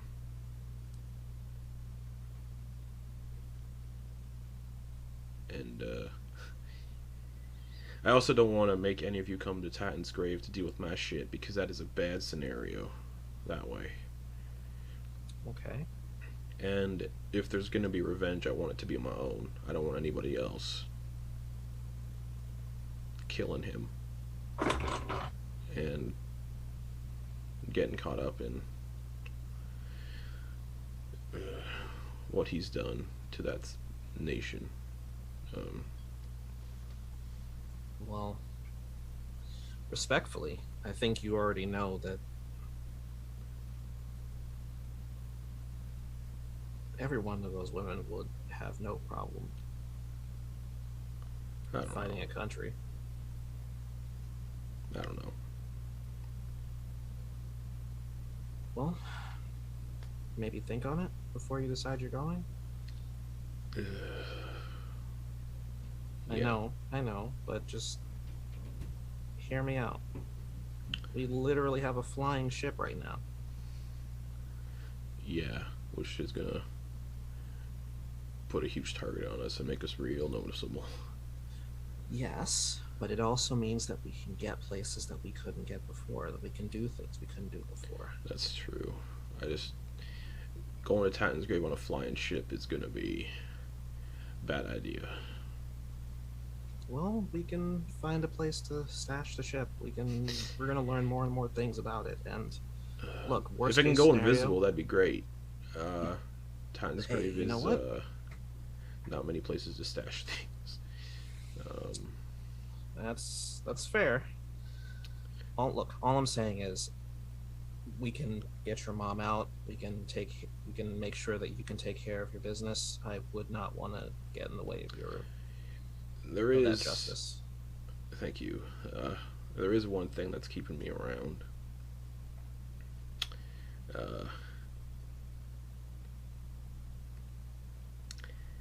Think of it as the only one who has first-hand experience in this kind of thing.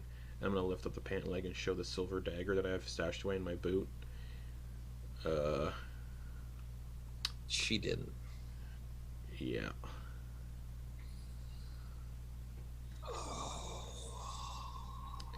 And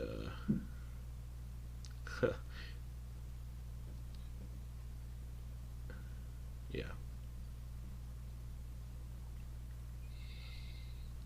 Well, then.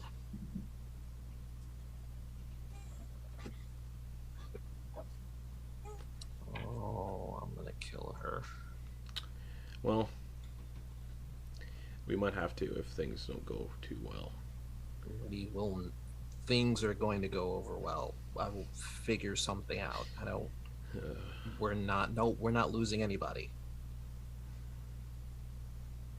Okay, we have. I mean, we've got the ship now, right? Like, we can find an out of the way place and just, you know, handle her monthly business. I don't know what. I don't really know how to. You know, you get what I'm like. I know what you're talking about. Yeah. Okay. Great. Fantastic. But Oh, god damn it. Oh, every single one of them is a headache. All of you are a headache. You know that, right? I agree. Everyone is a headache here. Okay. Yeah. I'm not gonna say who's the most headache-inducing, but for sure, there's everyone is headache-inducing. Well, I think the wonderful thing about them is that they learn to share. So every once in a while, someone will take that over from the other. Yeah. Maybe. All I'll say is, if we keep going like this and we keep drawing attention to ourselves, a lot of attention, I can't stay. I have to put the people I care about before this group and before myself.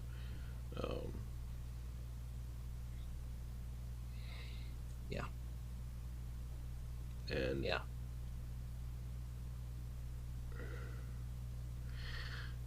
Yeah. No. Might be a fun time to start wearing a mask, right? Or disguising yourself at least. I mean, I don't look anywhere near what I used to look like before the mutiny. I didn't have white hair before. This is just a change color when stuff happened. But yeah.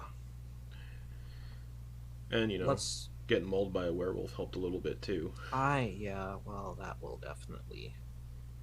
do it, yeah. But yeah. I'm working on disguises and stuff. Yeah. And I'll be honest, I didn't choose to stick with y'all out of my own volition. My patron told me to. That's fair. But like I said, just some things nagging at me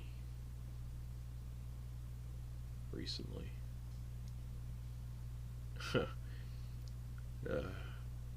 Fuck it.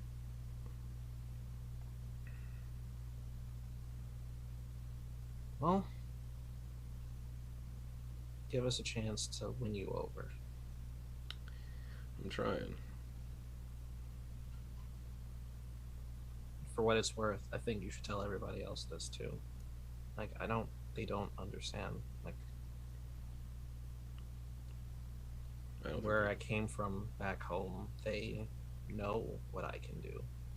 And it caused no end of headache back there. I just hated every minute of it. That makes sense. The people where I'm from don't know what I can do because I was just an ordinary sailor when they knew me. They exchanged. Yeah.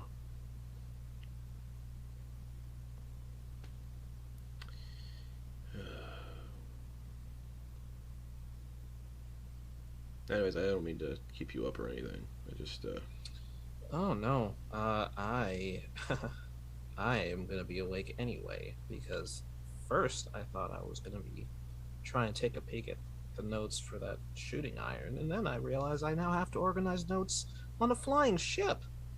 yeah. With a just for the record, like, my dreams have been coming true one after the other. I don't know, but Wish mine did. well, give me a dream and see what we can do with it. Alright.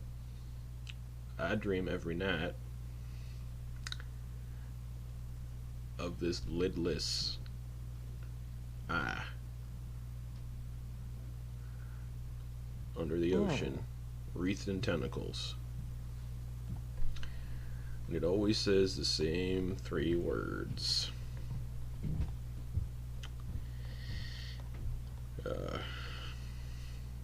Which are something. Curse, Father, Vengeance. So it's starting to feel like it's an order of things that are going to happen. The curse, lycanthropy. Maybe the truth to my father's next. And then the vengeance might be going back to Titan's grave and killing who I need to kill. Yeah. And sounds like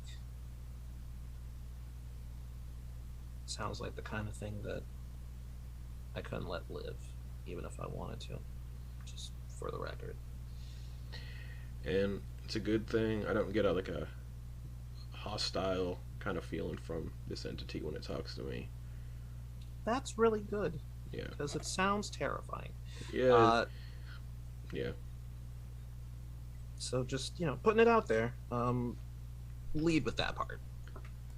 I'm not, you said littlest tentacles and eyes, and I just kind of assumed I was going to be dragged under, and I was like, that's, kind of seems a little bit opposed to my general wanting to live part, but if it's, if they're cool, we can, I don't know, do a thing, I guess, I don't know. Maybe you'll dream of them tonight. Thank you. Very, very appreciate that one. That would be wonderful.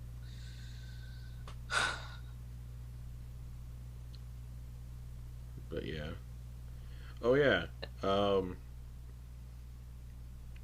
had a vision up on the mountain. Vision? Yeah. When y'all were doing whatever you were doing inside, still don't know why you wanted to have a meeting with the hag. That was a dumb idea. I didn't want to have a meeting with the hag. I'm just saying. Look, we went up there and we did jack, diddly, and squat in rapid succession. Oh. Yulyanya took care of the entire thing in 5 minutes flat. We were just in there getting chased by... Do you know she climbs on the ceiling? She was just doing this...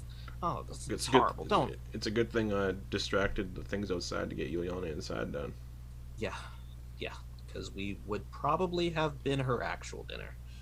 I imagine that's what the invitation was about in the first place. I don't even want to imagine what the invitation was. That's probably I what it was. imagine it's gonna be the worst. But I had a vision. Someday I'm going back up that mountain. I'm killing that hag though. Sounds good. But yeah, I had a vision when y'all were inside.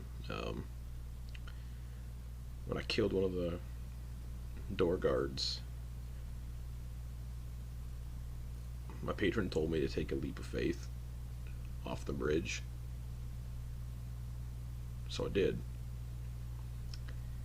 And along with that was a memory, sort of like a dream, but I was awake, so I'm calling it a vision of my father teaching me how to swim.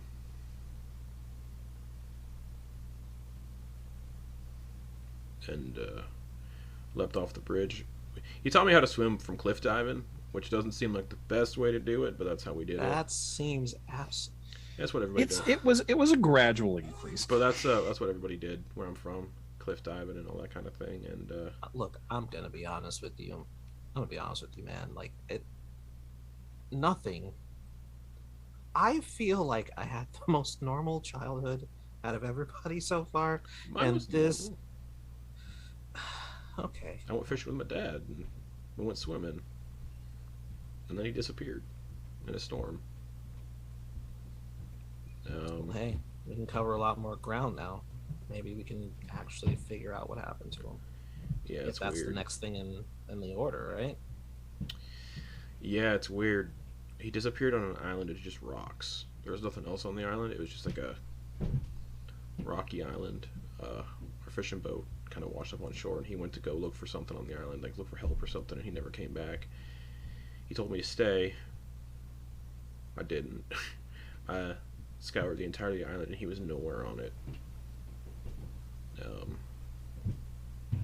Well, maybe it's like what happened to the twins. He got sucked up by a random portal. I don't know why anybody would want to do that to him, but why would he want to do it? Well, actually, I have a couple of reasons why someone would I wanted to give us some reprieve from our headache. yeah. There, It was quiet. I feel like something I happened. slept so well. I'm glad. That's good. I'm glad you had it good. And then You slept well that night. I had a dream. Jesus. I had a dream about you, Tedros, the other night. You didn't make it. No, I'm just shitting with you. Okay. All right. Great. Wonderful. Thank you. I'll just heart attack averted. Can I ask you a question though? Sure. Like an honest question. Yeah. Yeah. Why do you care so much about Viktoria? Just not like I'm not prying. I'm not like going, oh, put her, shocking. What are you like? What are you like? Is it kind of like Yule to me? Like I met Yule first. I think of Yule as my only friend in this group, aside from yourself. Or like, yeah, they don't. I'm just worried about you because I feel like I don't know how to say this nicely. They don't seem brat. They run themselves. They leap into trouble for no reason. Head first, yes. I swear I saw they them do. flying around on the ship when we were sailing. Didn't really need to be a reason for that. So I feel like you might get hurt one of these days leaping in to save them from their recklessness. So remember when I said people back home know the kind of stuff that I can do? Yeah. Yeah. Oh my God. You're from AOR. What? No. No, I'm kidding. God, no. No, continue. I wouldn't want to be from there either. Anyways. That sounds horrible. It sounds like like dog shit. Yeah, I mean, I'm sure their uncle Liam is a nice guy. I but doubt it. Something's fishy about that worst. guy. I don't know. I've never met Liam. Anyway. Probably a murderer. It's hard to trust people who know what you can do when you can do stuff like this. Yeah. And it's kind of hard to trust that anybody is actually your friend or actually cares about you and isn't just trying to find a way to come up. And Viktoria is not like that. Fair enough.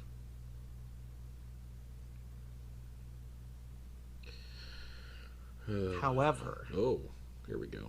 I am this close to, like, I don't know, like giving her really heavy boots so she can't like go too fast, because like it feels like every time some sort of common sense needs to be made, there's some running and some flying and some swinging of swords and axes and things, and And I assume something happened in the keep, castle, whatever, fortress. Well, no one seems to be injured or anything like that. No one said anything to me, so it looks like we all got away without a scratch, but well, you all did. What I mean is, like, I'm pretty sure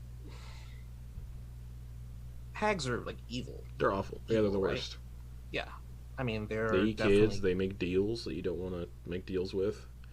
Exactly, right? Yeah. So that could have been us. Like, so she could have 100%. done something to one of us. Yeah, that's why I said I'm staying outside. I'm not going in there. I don't want to eat dinner.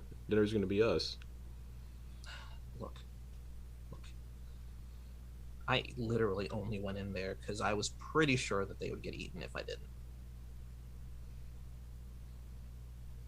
And I left for like a second. A second. A second. That's long enough. Princess and Viktoria squaring off against this. Oh, they fought it. Yes. I thought we were told that's not what to. took us so long. We were told not to, though. Montblanc. Like they say, oh, if you want to live, you know. Yeah. If you want to live, and I guess the answer is no for them. Fair. It's fine. I just I'll just apparently I'll have to learn how to bring people back from the dead, because that seems where they're all hell bent on. Anyway, that's a separate frustration. Oh, the dead. There's no coming back from that anymore. We're all dead, Tedros. What?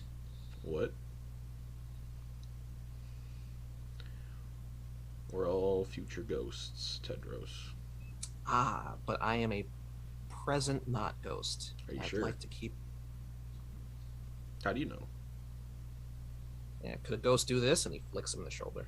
Yeah, they can. Poltergeists. Yeah, all right, I'm done with this. I'm not. Come on, let's get some sleep at least. All right. I'm gonna take something out of the letter because I packed something in the letter. Mm-hmm. And then when we go back in the room, I hope everybody is sleeping. Actually, before you do, Oh, great. you're going back in to the. Do you keep the chain wrapped around your arm like all the time? Times. Yeah. Okay. So you've been using the scratching, like the what is that class feature called? The blood Crimson Right. Crimson Right. You've been using your Crimson Right much more than usual lately. Yeah. Since you met these people.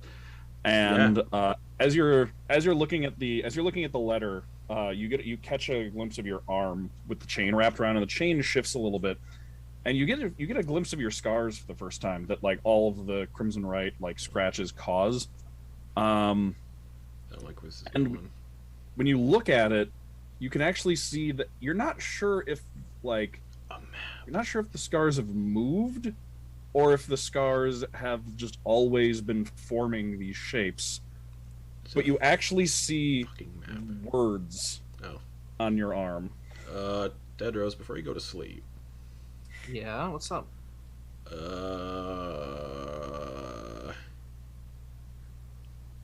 You know how I like cut my arm to lightning?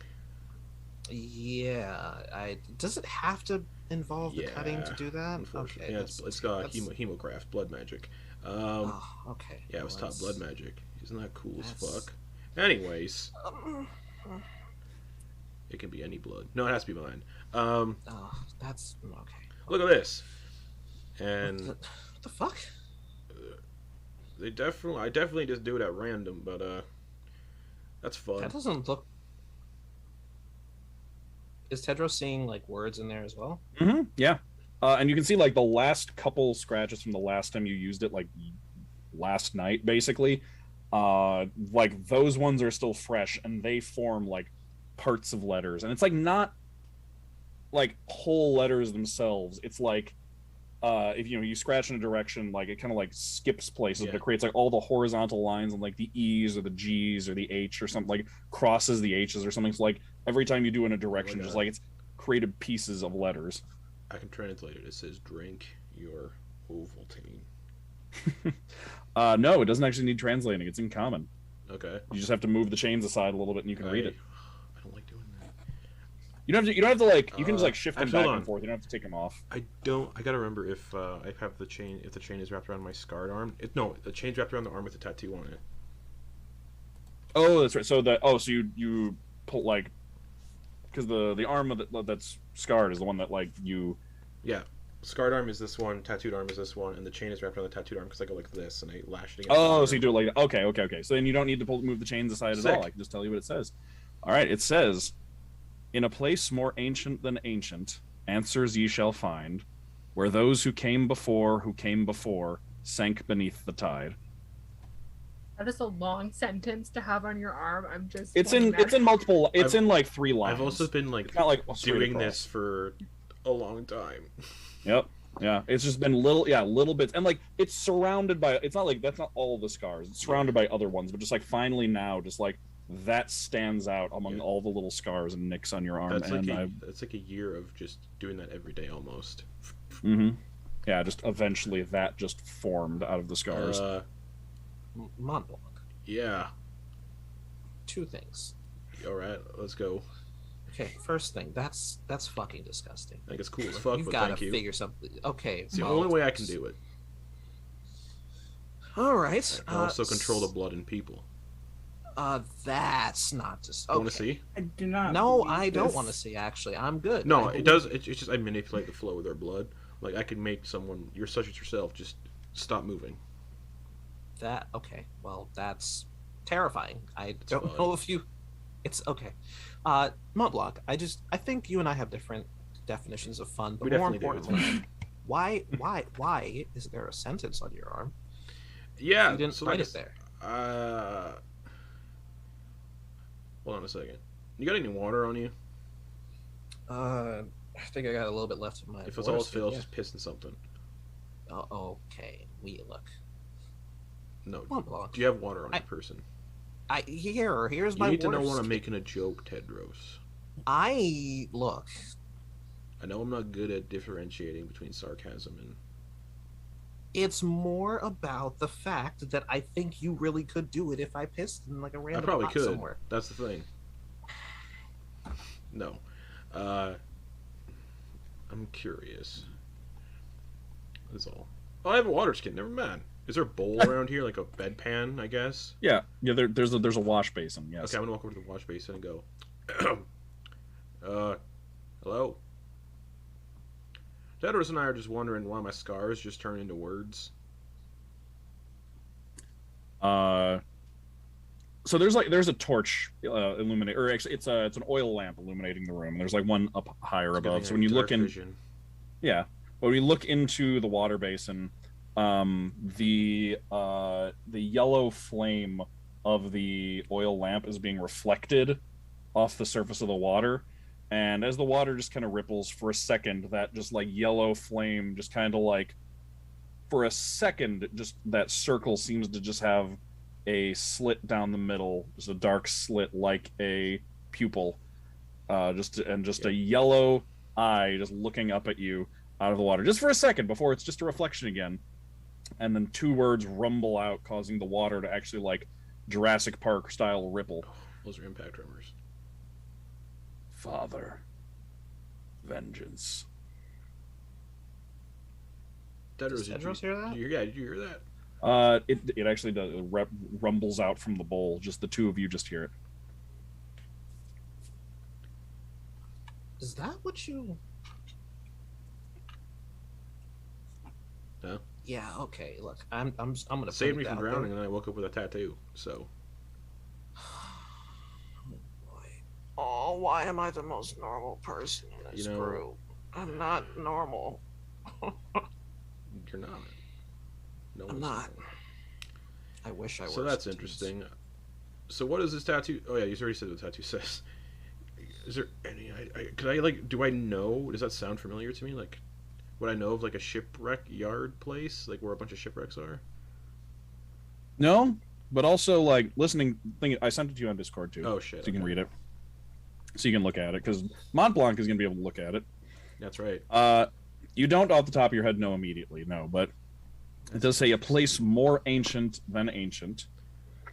And those who, and it is not a typo where it says those who came before, who came before. All right, so we got to find this place then. Well, sounds like it could be a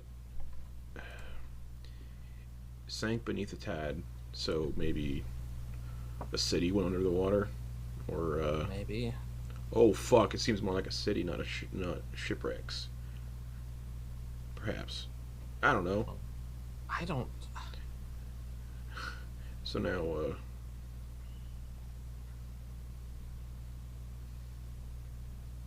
fuck. Yeah, that's my response pretty much every time any of you tell me anything now. Well, guess I'm not leaving. Because I need to figure out what this means. And you're the only other smart person here that I think can help me. Hey. You know what I mean? For the record. You know what I mean? You know what I mean? I know what you mean, but like, it's the word phrasing. All right. You're the only one that I think could help me deduce this riddle. Also, real quick, I did misspeak. The last word, it should be sank beneath the brine, not sank beneath the tide. Okay. I'm not plagiarizing the name of your last campaign. Something salty. All right. Saltwater, brine. Mm-hmm. So it's definitely okay. Well, that's that. That's fun. Do you got any cool secrets going on with you? No. Any like? I left home because I just don't want to deal with this shit. Like, just You're dealing with it. How the gods work in mysterious ways. I wanted to see more ruins and not deal with my family and all the bullshit from that, and I got brand new bullshit. Well, how does a sunken city or possibly collection of shipwrecks sound to you? It sounds interesting, and I'd love to see it. Sounds fun. Yeah. Cool. All And right. at least I can breathe and swim underwater without issues. So Fantastic. I am gonna have to figure out how to do the same thing. Otherwise, it's gonna be a little bit hard for me to do the can exploring. you turn into a fish? I cannot turn into a fish. Can you get like a helmet? There's one thing that I can do, Put a fish and bowl. I don't. Well, maybe that would work. No, I don't think there'd be enough air in there. Just do what we used to do as kids. We'd like go swimming in the ponds and then get like reeds and then breathe through the reeds. No, respectfully, unless your reed's planning to be long enough to reach the ocean. Just stay on the floor, I surface and keep watch. Okay, yeah, sure, cool. And meanwhile, what? Victoria goes down there and like She's gonna do that gets anyway. attacked by They're gonna do it anyway. Uh,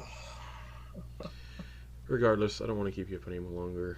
I just wanted to tell you how I was feeling since you asked. You seem to be I the only one who appreciate asks, so I appreciate it. I think they'd care too, you know. Yeah, we'll see. Sleep on it. I'll kill him And when you're sleeping. don't- Yeah, totally. Yeah. And don't tell Princess that I know. Just I'm she good- I'm did tell good. me for a reason. I'm good at keeping secrets. I'm gonna very much look. She But- trusted you with it, but Yeah. I am not. Thank you for telling me because. But she trusted you enough to give you the knife, so. Yep. Is everybody else sleeping? Good question.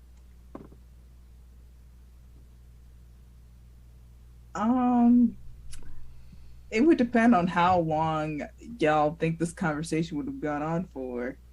Long enough, hopefully, that nobody heard the thing speak to me from the bowl. I don't know. I don't think at least if this conversation lasted like more than like 20 minutes, Princess would have been like, all right, they're fine. I'm going to sleep because Princess is tired. But that depends. I don't know how long that conversation was. Probably would be, yeah. So Princess would probably be asleep then. Yep. So if you come back in, Princess just like tossing and turning the little cot thing. If we scoot back though, like going into the quarters, it would be evident that like Yule's gone right back into the strange, like quiet and like not emotionless, but just sort of like staring into space. And she probably would have just like sat on a bed and been staring into space. I feel like if Princess saw that Yule was like that, Princess would have come up to Yule and just like put a hand on her shoulder. She would probably like jump because she just isn't even in this realm for a moment, and then go, "Oh, Princess, hi. How are you doing?" I could ask you that question. I'm not sure. I thought that I would feel better when we got the child safely back to his mother. I thought I would feel better when he was in the arms of the queen and everything was okay. And Did you I just don't. feel jealous? I felt very much the same. I've never been hugged like that before. Princess immediately hugs you. Yule is like starting to like well up a little bit, and she just says in like a really quiet voice, "I never had a mother or a father. I had Papa, but it was just me and him because everyone else said that his line was cursed anyway, and if he was going to take me in, then it was a problem because I was obviously a demon child anyway, and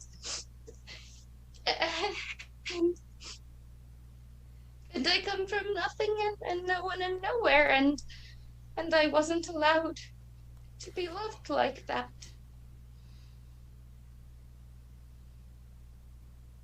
Do you think your papa cared for you? Oh yes, Papa loves me. He just he doesn't understand me. I mean, I'm different. There's light that spills out of me. Sometimes it's dangerous. But Papa loves me. I mean, he raised me alone, and I mean, when Sister came into the picture, for a while it felt like we were kind of a family. but even sister never loved me. But I love sister, and I love Papa, and I even loved some of the other people in the valley, even though they didn't care for me. I don't know how to feel not like a terrible person when I'm jealous that a little boy is safe again.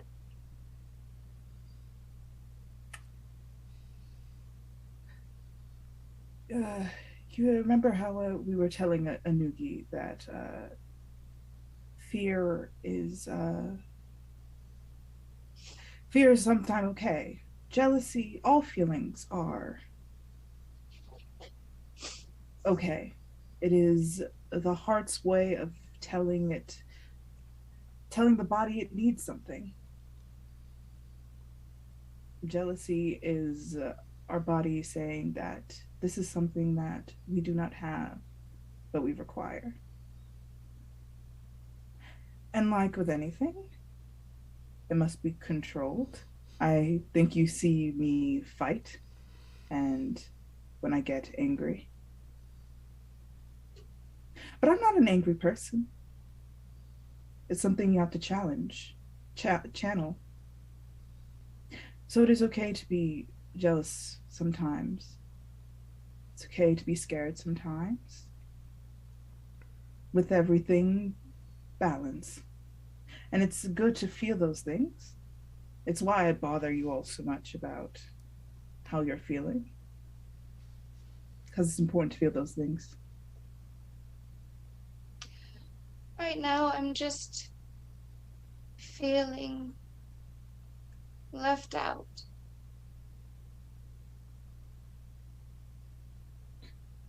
Of what?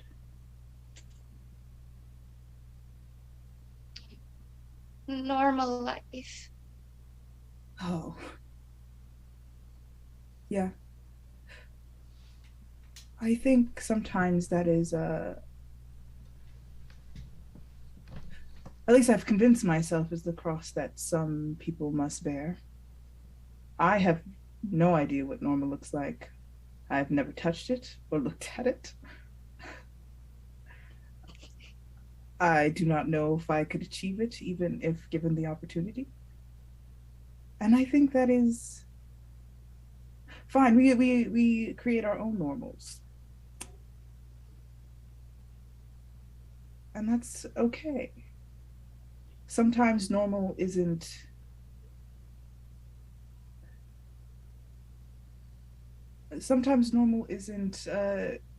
necessarily good or the same for anywhere else. Like when the twins and Justin over to twins talk about where they're from, that is completely foreign to me.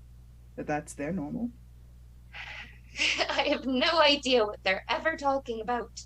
I have no idea what you're ever talking about, but that was your normal. And I kind of have no idea what I'm ever talking about, but it's fine. I think that's fine too.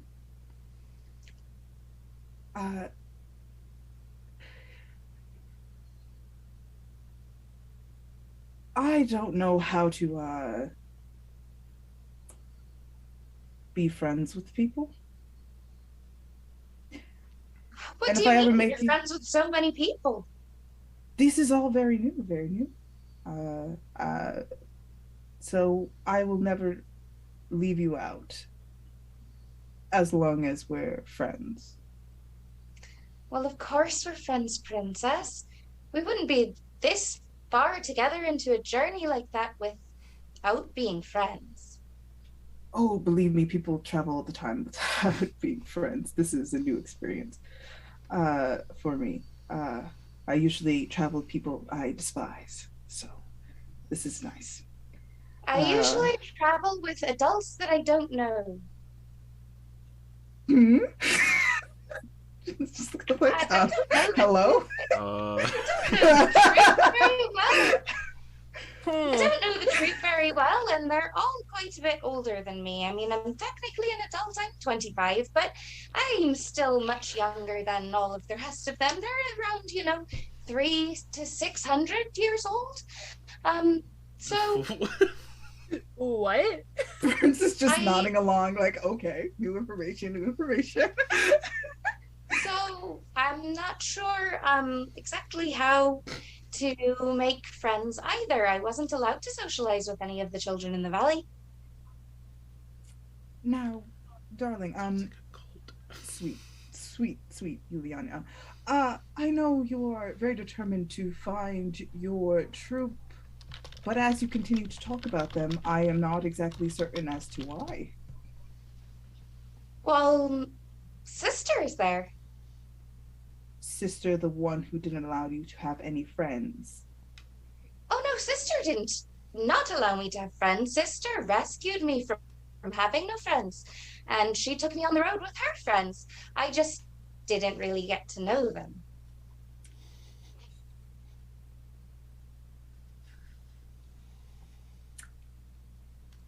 Prince is gonna look around, assuming Victoria and Galina are asleep, or if they're not, that's fine. Victoria's in the hall. She's not in the room. Okay. It's fine. Okay. I was raised, much like you, around people much older than me, people much more powerful than me. By a man who claimed to care for me very much. Did he not? That is the complicated thing. There are people who can care for you and not take care of you. They tell you things because when you have gifts that we have, people want you in your corner. And they look at people who are lonely or less powerful, and they get them in their corner. And this tactic worked a lot for him, but it didn't work on me. I'm just saying there are just some similarities there that I don't know. I know you seem to care for sister a lot, and you view her as someone who rescued you. But it does not sound like the circumstances in the valley versus on the road were all that much different, other than the fact that you got to us. Well, I got to perform.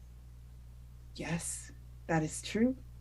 I got to wear lots of pretty costumes and nice paint on my face, and I got to go up in front of lots of people, and I got to show off what I can do, because I can do a lot of things, and I was always told not to do anything. So I think of sister as rescuing me because she taught me gymnastics. She taught me how to fly. And for that, I will always be grateful. I think it is fine to be grateful.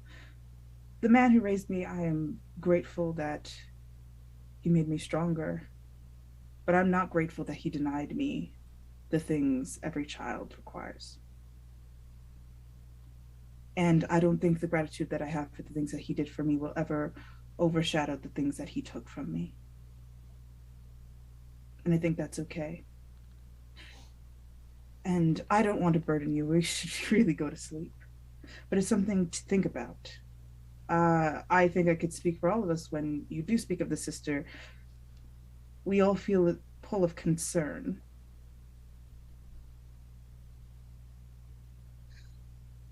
I appreciate that none of you have lost sight of my family.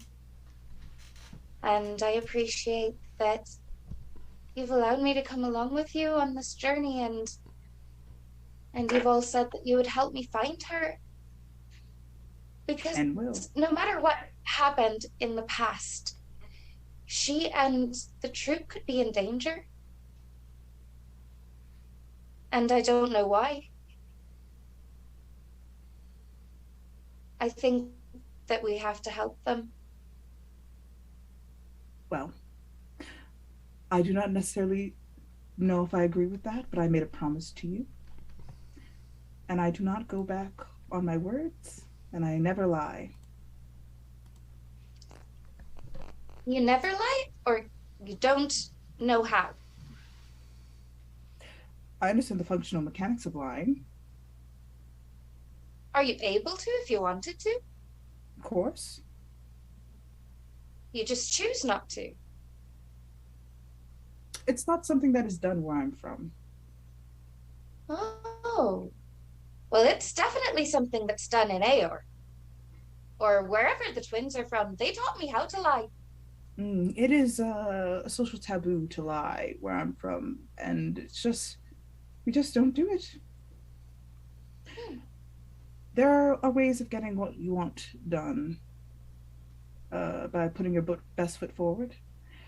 We don't think you have to lie to accomplish things, and often things are better accomplished with honesty. And if you're clever, there's ways to keep secrets without ever telling a lie. Do you think I'm clever? I think you can be. Well, I'll try. You don't have to guess- not lie. This is Well, if lying is bad, then I don't want to do it. lying is not bad. It's useful. I never stop any of you from lying.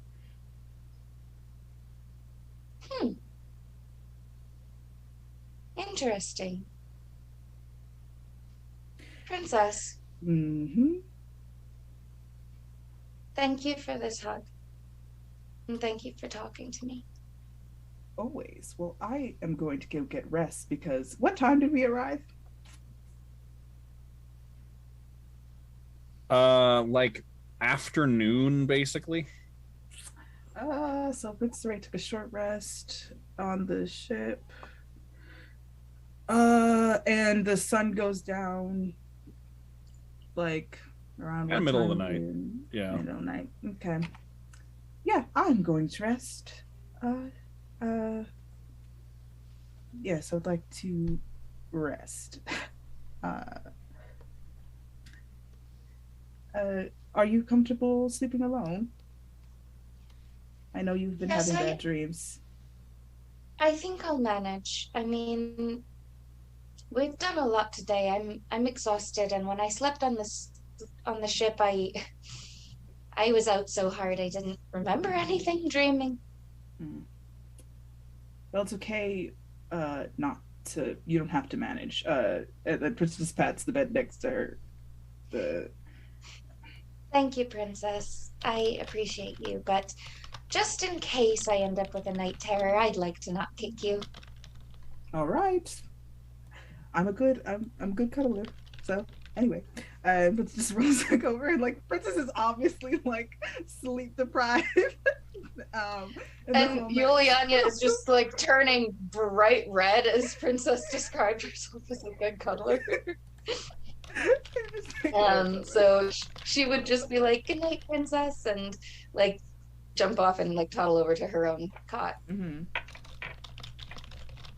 Okay. So then you two are both asleep when Montblanc and Tedros come in later. What is Viktoria doing in the hallway? Great question. So remember how the boys were like, "God, this woman's a headache." She's doing her headache shit. Oh boy. She's just, I mean, they don't know she's doing headache shit, so it Right. doesn't count, right? Well, what's she doing? What's she doing? What's happening? Burning everything down. No, Lighting the place on fire. she is sitting outside of the room Mm-hmm. and back against the wall, and she's trying her hardest to try and find like the frequency of the portals that pulled her and Galina away and connect to that if she can, because that's what makes sense in her mind right now. It's just like, I need to get on that frequency. And she has her cards out in front of her, and she's just trying to be like, I hope these are the right cards. I hope these do something. Go ahead and make me an Arcana check with disadvantage. Oh, I love that. Okay. Not terrible. That is a 17. With disadvantage, wow. With disadvantage, it was a 19 and an 18, which Wow, makes it a 17. Okay. You kind of just like close your eye. You can't see the cards to know what they are. So you kind of just close your eyes and start kind of moving them around and taking them at random. And you don't really need to open your eyes because you won't see anything usable anyway. So you kind of just are going off of instinct at this point. And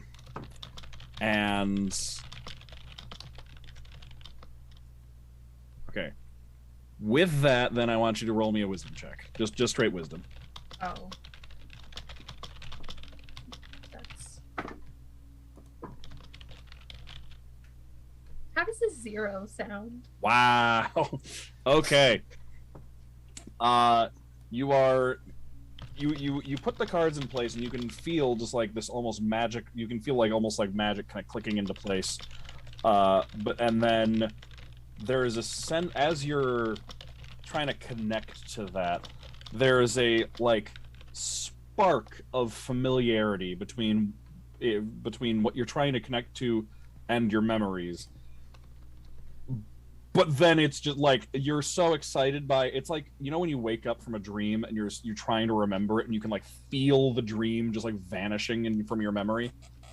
It's like that. It's like you're trying to chase a fading dream. Just like that spark of familiarity just stays just out of your reach and you can get none of it. And then that's about all you get.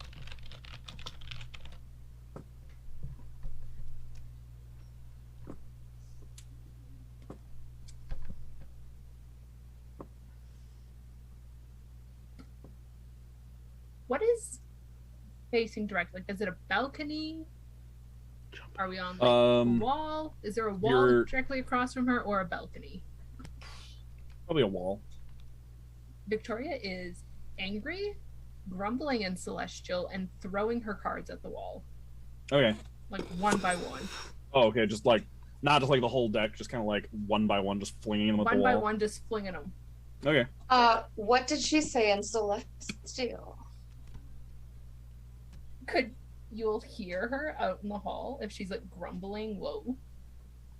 Oh, I don't know. This is also the part where like this is happening at the same time Yule's having her heartfelt conversation with okay, gotcha. with Princess, so little distracted, yeah. I'm still curious what she said though. Mm-hmm. A lot of words that young Yule should not hear. Right, you're flinging your cards at the wall. Eventually, you will hear the footsteps of Montblanc and Tedros making their way towards the room. They will be walking past you, basically. She's just flinging the cards.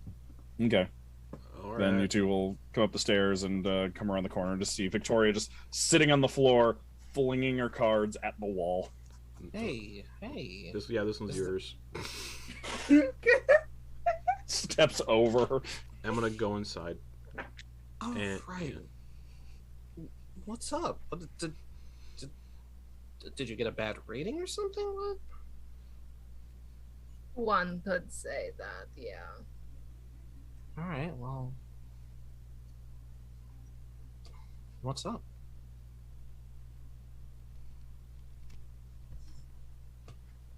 Nothing.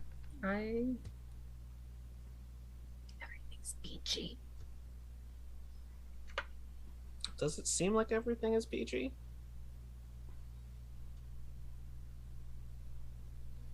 Nah. Everything is peachy. Everything is peachy. If I just say it enough times, it will be right. Everything peachy.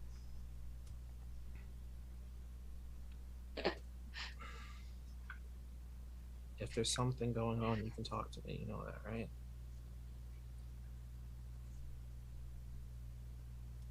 Did my sister send you?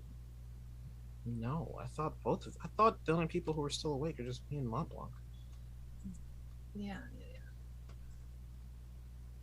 Is she not in the room? I thought she was. I don't know. I didn't really keep track of her today. Does that make me a bad sister? Probably. But I did not keep track of her. You're not a bad sister. What? Viktoria, what's going on? Nothing is going on. There is nothing going on right now. Okay.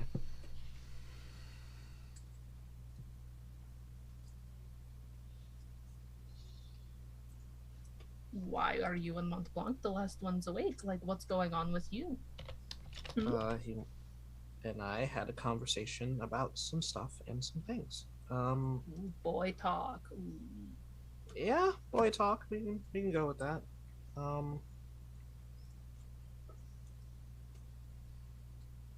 Just straightening some stuff out.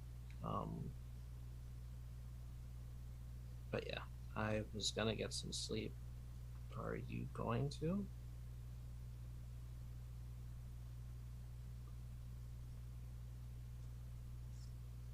That is a great question. I suppose at one point my body will eventually give out and make me sleep, so yes. Viktoria. It's getting close to that point because it has been like over 20, it's like 36 hours since you've slept.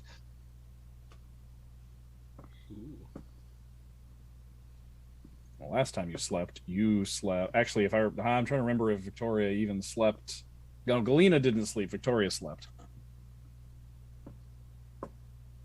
Tedros will bend down and start picking up the cards that are that bounced off the wall and hand them back to Viktoria and say, look, whatever it is something that can be fixed. I don't think that this one can be fixed. But thank you for trying to make me feel better. I'm not trying to make you feel better. I mean, I am trying to make you feel better, but it's the truth.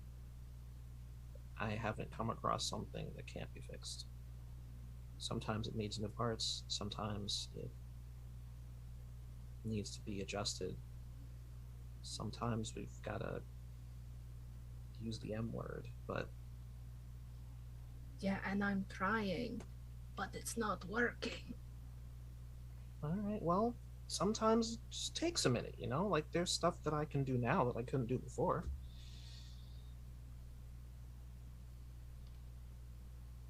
This one might take a little bit more time. Just a bit. Yes, well, fun fact, if you don't die from sleep loss, you will have more time. No one has ever died from sleep loss. You can 100% die of sleep loss. No. Yes. You are lying. That is not a lie. You are lying. No one has ever died of sleep loss.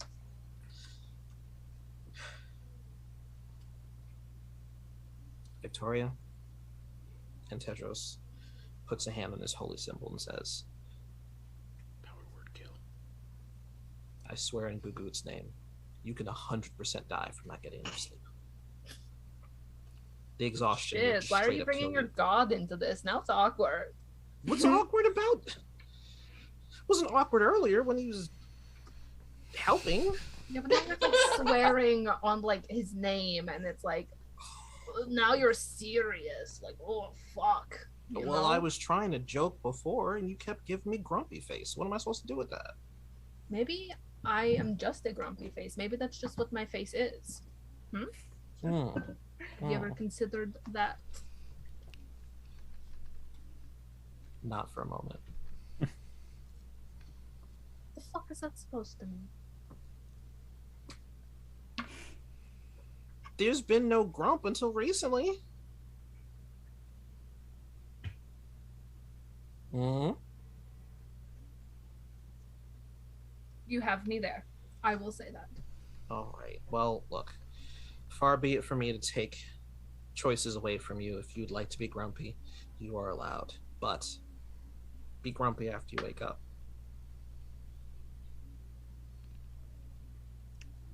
Fine. All right. Come on. Don't come in yet. Or don't come in yet. Wrong voice. Don't come in yet. Oh my god, is he naked in there? Yeah, I don't want to see that. I'm dangling. Don't come in. Oh, that's so. Not okay. while everyone No, else I'm is not sleeping. actually. Yeah, I know. This, but I'm gonna reach into my bag and pull out this shitty quilt that I've been Mhm. working on.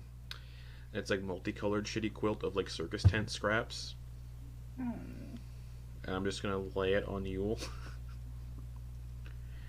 with a letter. Alright, it's away, and I'm gonna crawl into my little bed. Okay. can I just say, Montblanc's weird. Like he's And cool, you but he's just weird. noticed that? You Okay, just- but like there's new depths to it. I didn't actually have it out. You can come in. I No, don't I believe him. kind of picked up like on if that. anybody would like actually just be flapping in the wind, it would be him. I don't think, I don't think he's kind of like super civilized anymore. It's like possible, yeah. I've never been shipwrecked for any Yeah, he's not. length of time. yeah, And he's a werewolf, so I guess maybe I don't know how that works. Like, are there like Fleas. things that involve? I don't know. Like, mean, not. I mean, This acts obviously, perfectly normal. I don't want to like think about that. And honestly, as with everything this group comes across, if you just don't think about it, it's okay. If you don't think too much That- into it, it can't affect you. Victoria, that is the biggest lie. That is It's not a true. lie. If you This- don't think about it, it can't affect you. Really. It's worked for me for like however long I've been alive. Well, actually, you don't know that. Exactly. And I'm not thinking about it, so it doesn't affect me.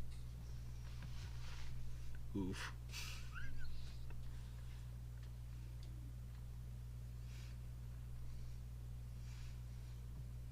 Hey. Seriously. Victoria's an anti-vaxxer. What? Take care of yourself, okay? When have I ever not taken care of myself? I can't even say that straight face. Yeah. Word. Hmm? Yeah. And before he goes into the room, like he puts his hand on the door and says,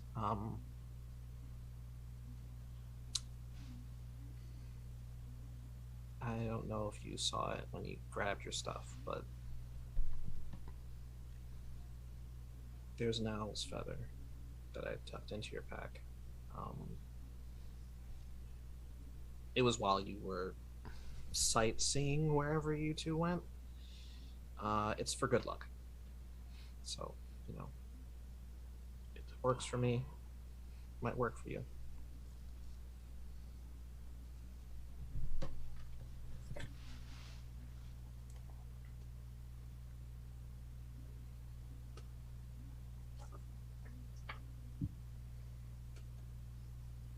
Victoria's gonna like dig through her pack and see if she can find the owl's feather. That's in there.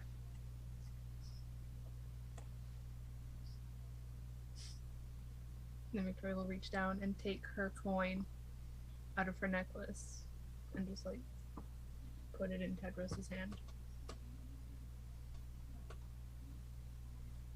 For good luck.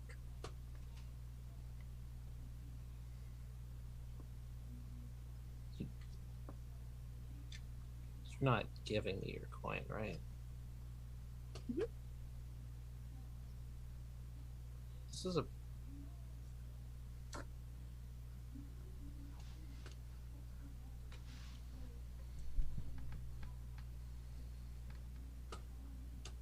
It's yours. I've given it to you.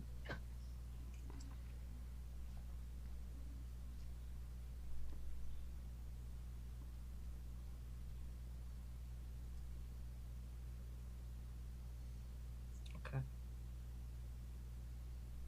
I know you don't like believe in fate, but now it's in your hands.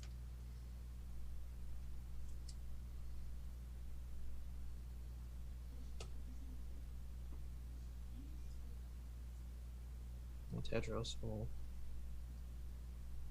put a hand on her shoulder and then give it a little squeeze and then go into the room.